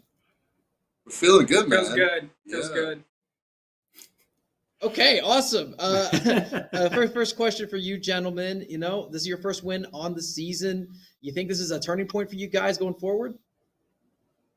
Yeah, for sure. I mean, it's a lot different from last season. I think we won our first 4 games last season, so it was a little bit tough having those first 2 losses, but I think we're about ready to bounce back. It's always a good sign. So let's talk about this set in particular. For you guys, it was a very close first game for you guys, but we saw a couple of character switches and lineup changes for you guys. Can you talk about the change in mindset between the first set and second set? Yeah, I guess I'll take that one since I switched. Yeah, I guess for the first round, I start off with Game & Watch, and I didn't really warm up. I've been trying out Cloud a little bit the past few weeks, so I thought I'd give it a try, and it surely worked out in my favor. So it's a good choice on me, I guess. So, both you guys led your individual sets. Obviously, Volcano came out swinging in the first set, and then we had Alex Waggers, after being able to close out the first set, was our lead for the second set. What do you think the meaning of a good start is to you guys whenever you're the one who's in that first player position? Well, so this is my first season being in esports, and I know at least last week I also started. I didn't have like the best start. I didn't have the best game. And I feel like, me winning my first 2 games this time and me starting, it really made me like feel confident. Like, especially after that first game, I was like, oh yeah, maybe I can, take 3 more stocks. So like, it felt like that start gave us a lot of momentum throughout the rest of the, I guess both sets. Cause like, we were feeling good after that good start. Building up that confidence is a good sign. So for your team in particular, can you give us the idea of what the spread of your team looks like in terms of upperclassmen, underclassmen? Yeah, I think we're all juniors, right? Yeah, we're all juniors. So yeah, we all have another year left here. Mm-hmm. Yeah. Nice. So that's a lot. Have you guys been playing for a long period of time? Like how? I guess I'm. Wow, I can't speak. How experienced are you guys in terms of like how long have you been playing the game for? So I started playing like right before COVID hit in my senior year of high school. And I feel like I started taking it seriously maybe like a year and a half ago, like really wanting to get good. And I just like never really had the results I wanted until recently. So yeah, that's kind of my story. It's a good sign. I mean, that experience will pay huge dividends later on this season. But you guys have a tough matchup coming up next. You get Five Towns College, I believe. Yes, that's your next matchup. Any kind of insight or kind of prep work that you're going to do for that battle? Yeah, well, we have some people that are already looking at who they're playing. So we definitely do our scouting before matches just to get as much experience as we can and just to see who we're playing. So we always do a good bit of that. I'm going to do what I do best and play Sephiroth. Exactly.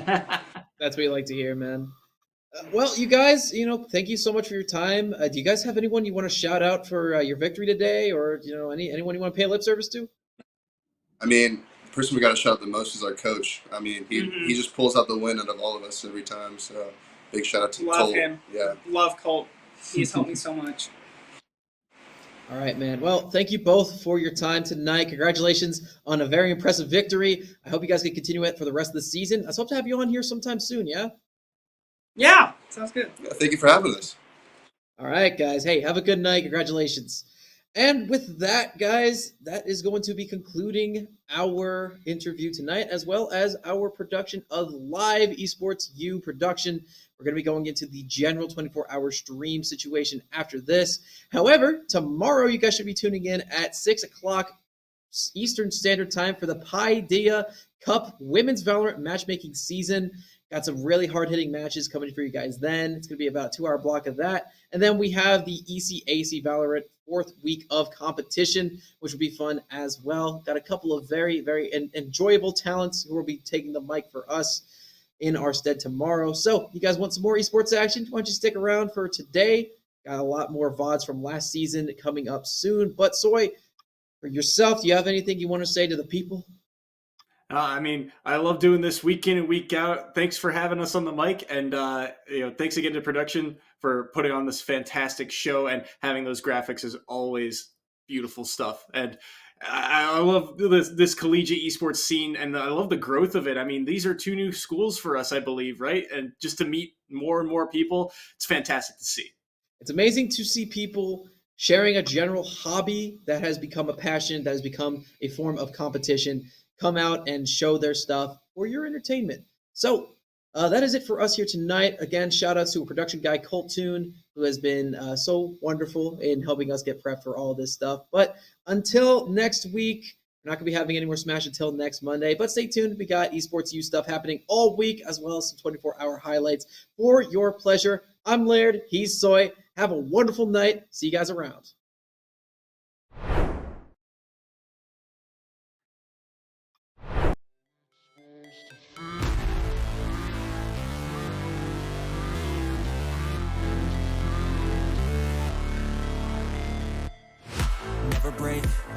fight, never quit, do it right, play the game, win it life, have no shame, there's no time, feel the pain, live the grind, I could change, in my mind, pick a lane, commit and climb, the only way to win it life, I never miss that fact, taking big.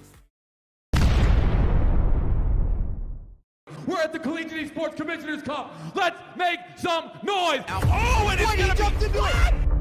Corner judge is good for 1, 2, dip. He needs more. They're doing even more here. You gotta touch the point. Mr. College walks it in. Toy Boy is gonna drop. Knife him. Right out in front. Yeah, 3, 2, 1, running.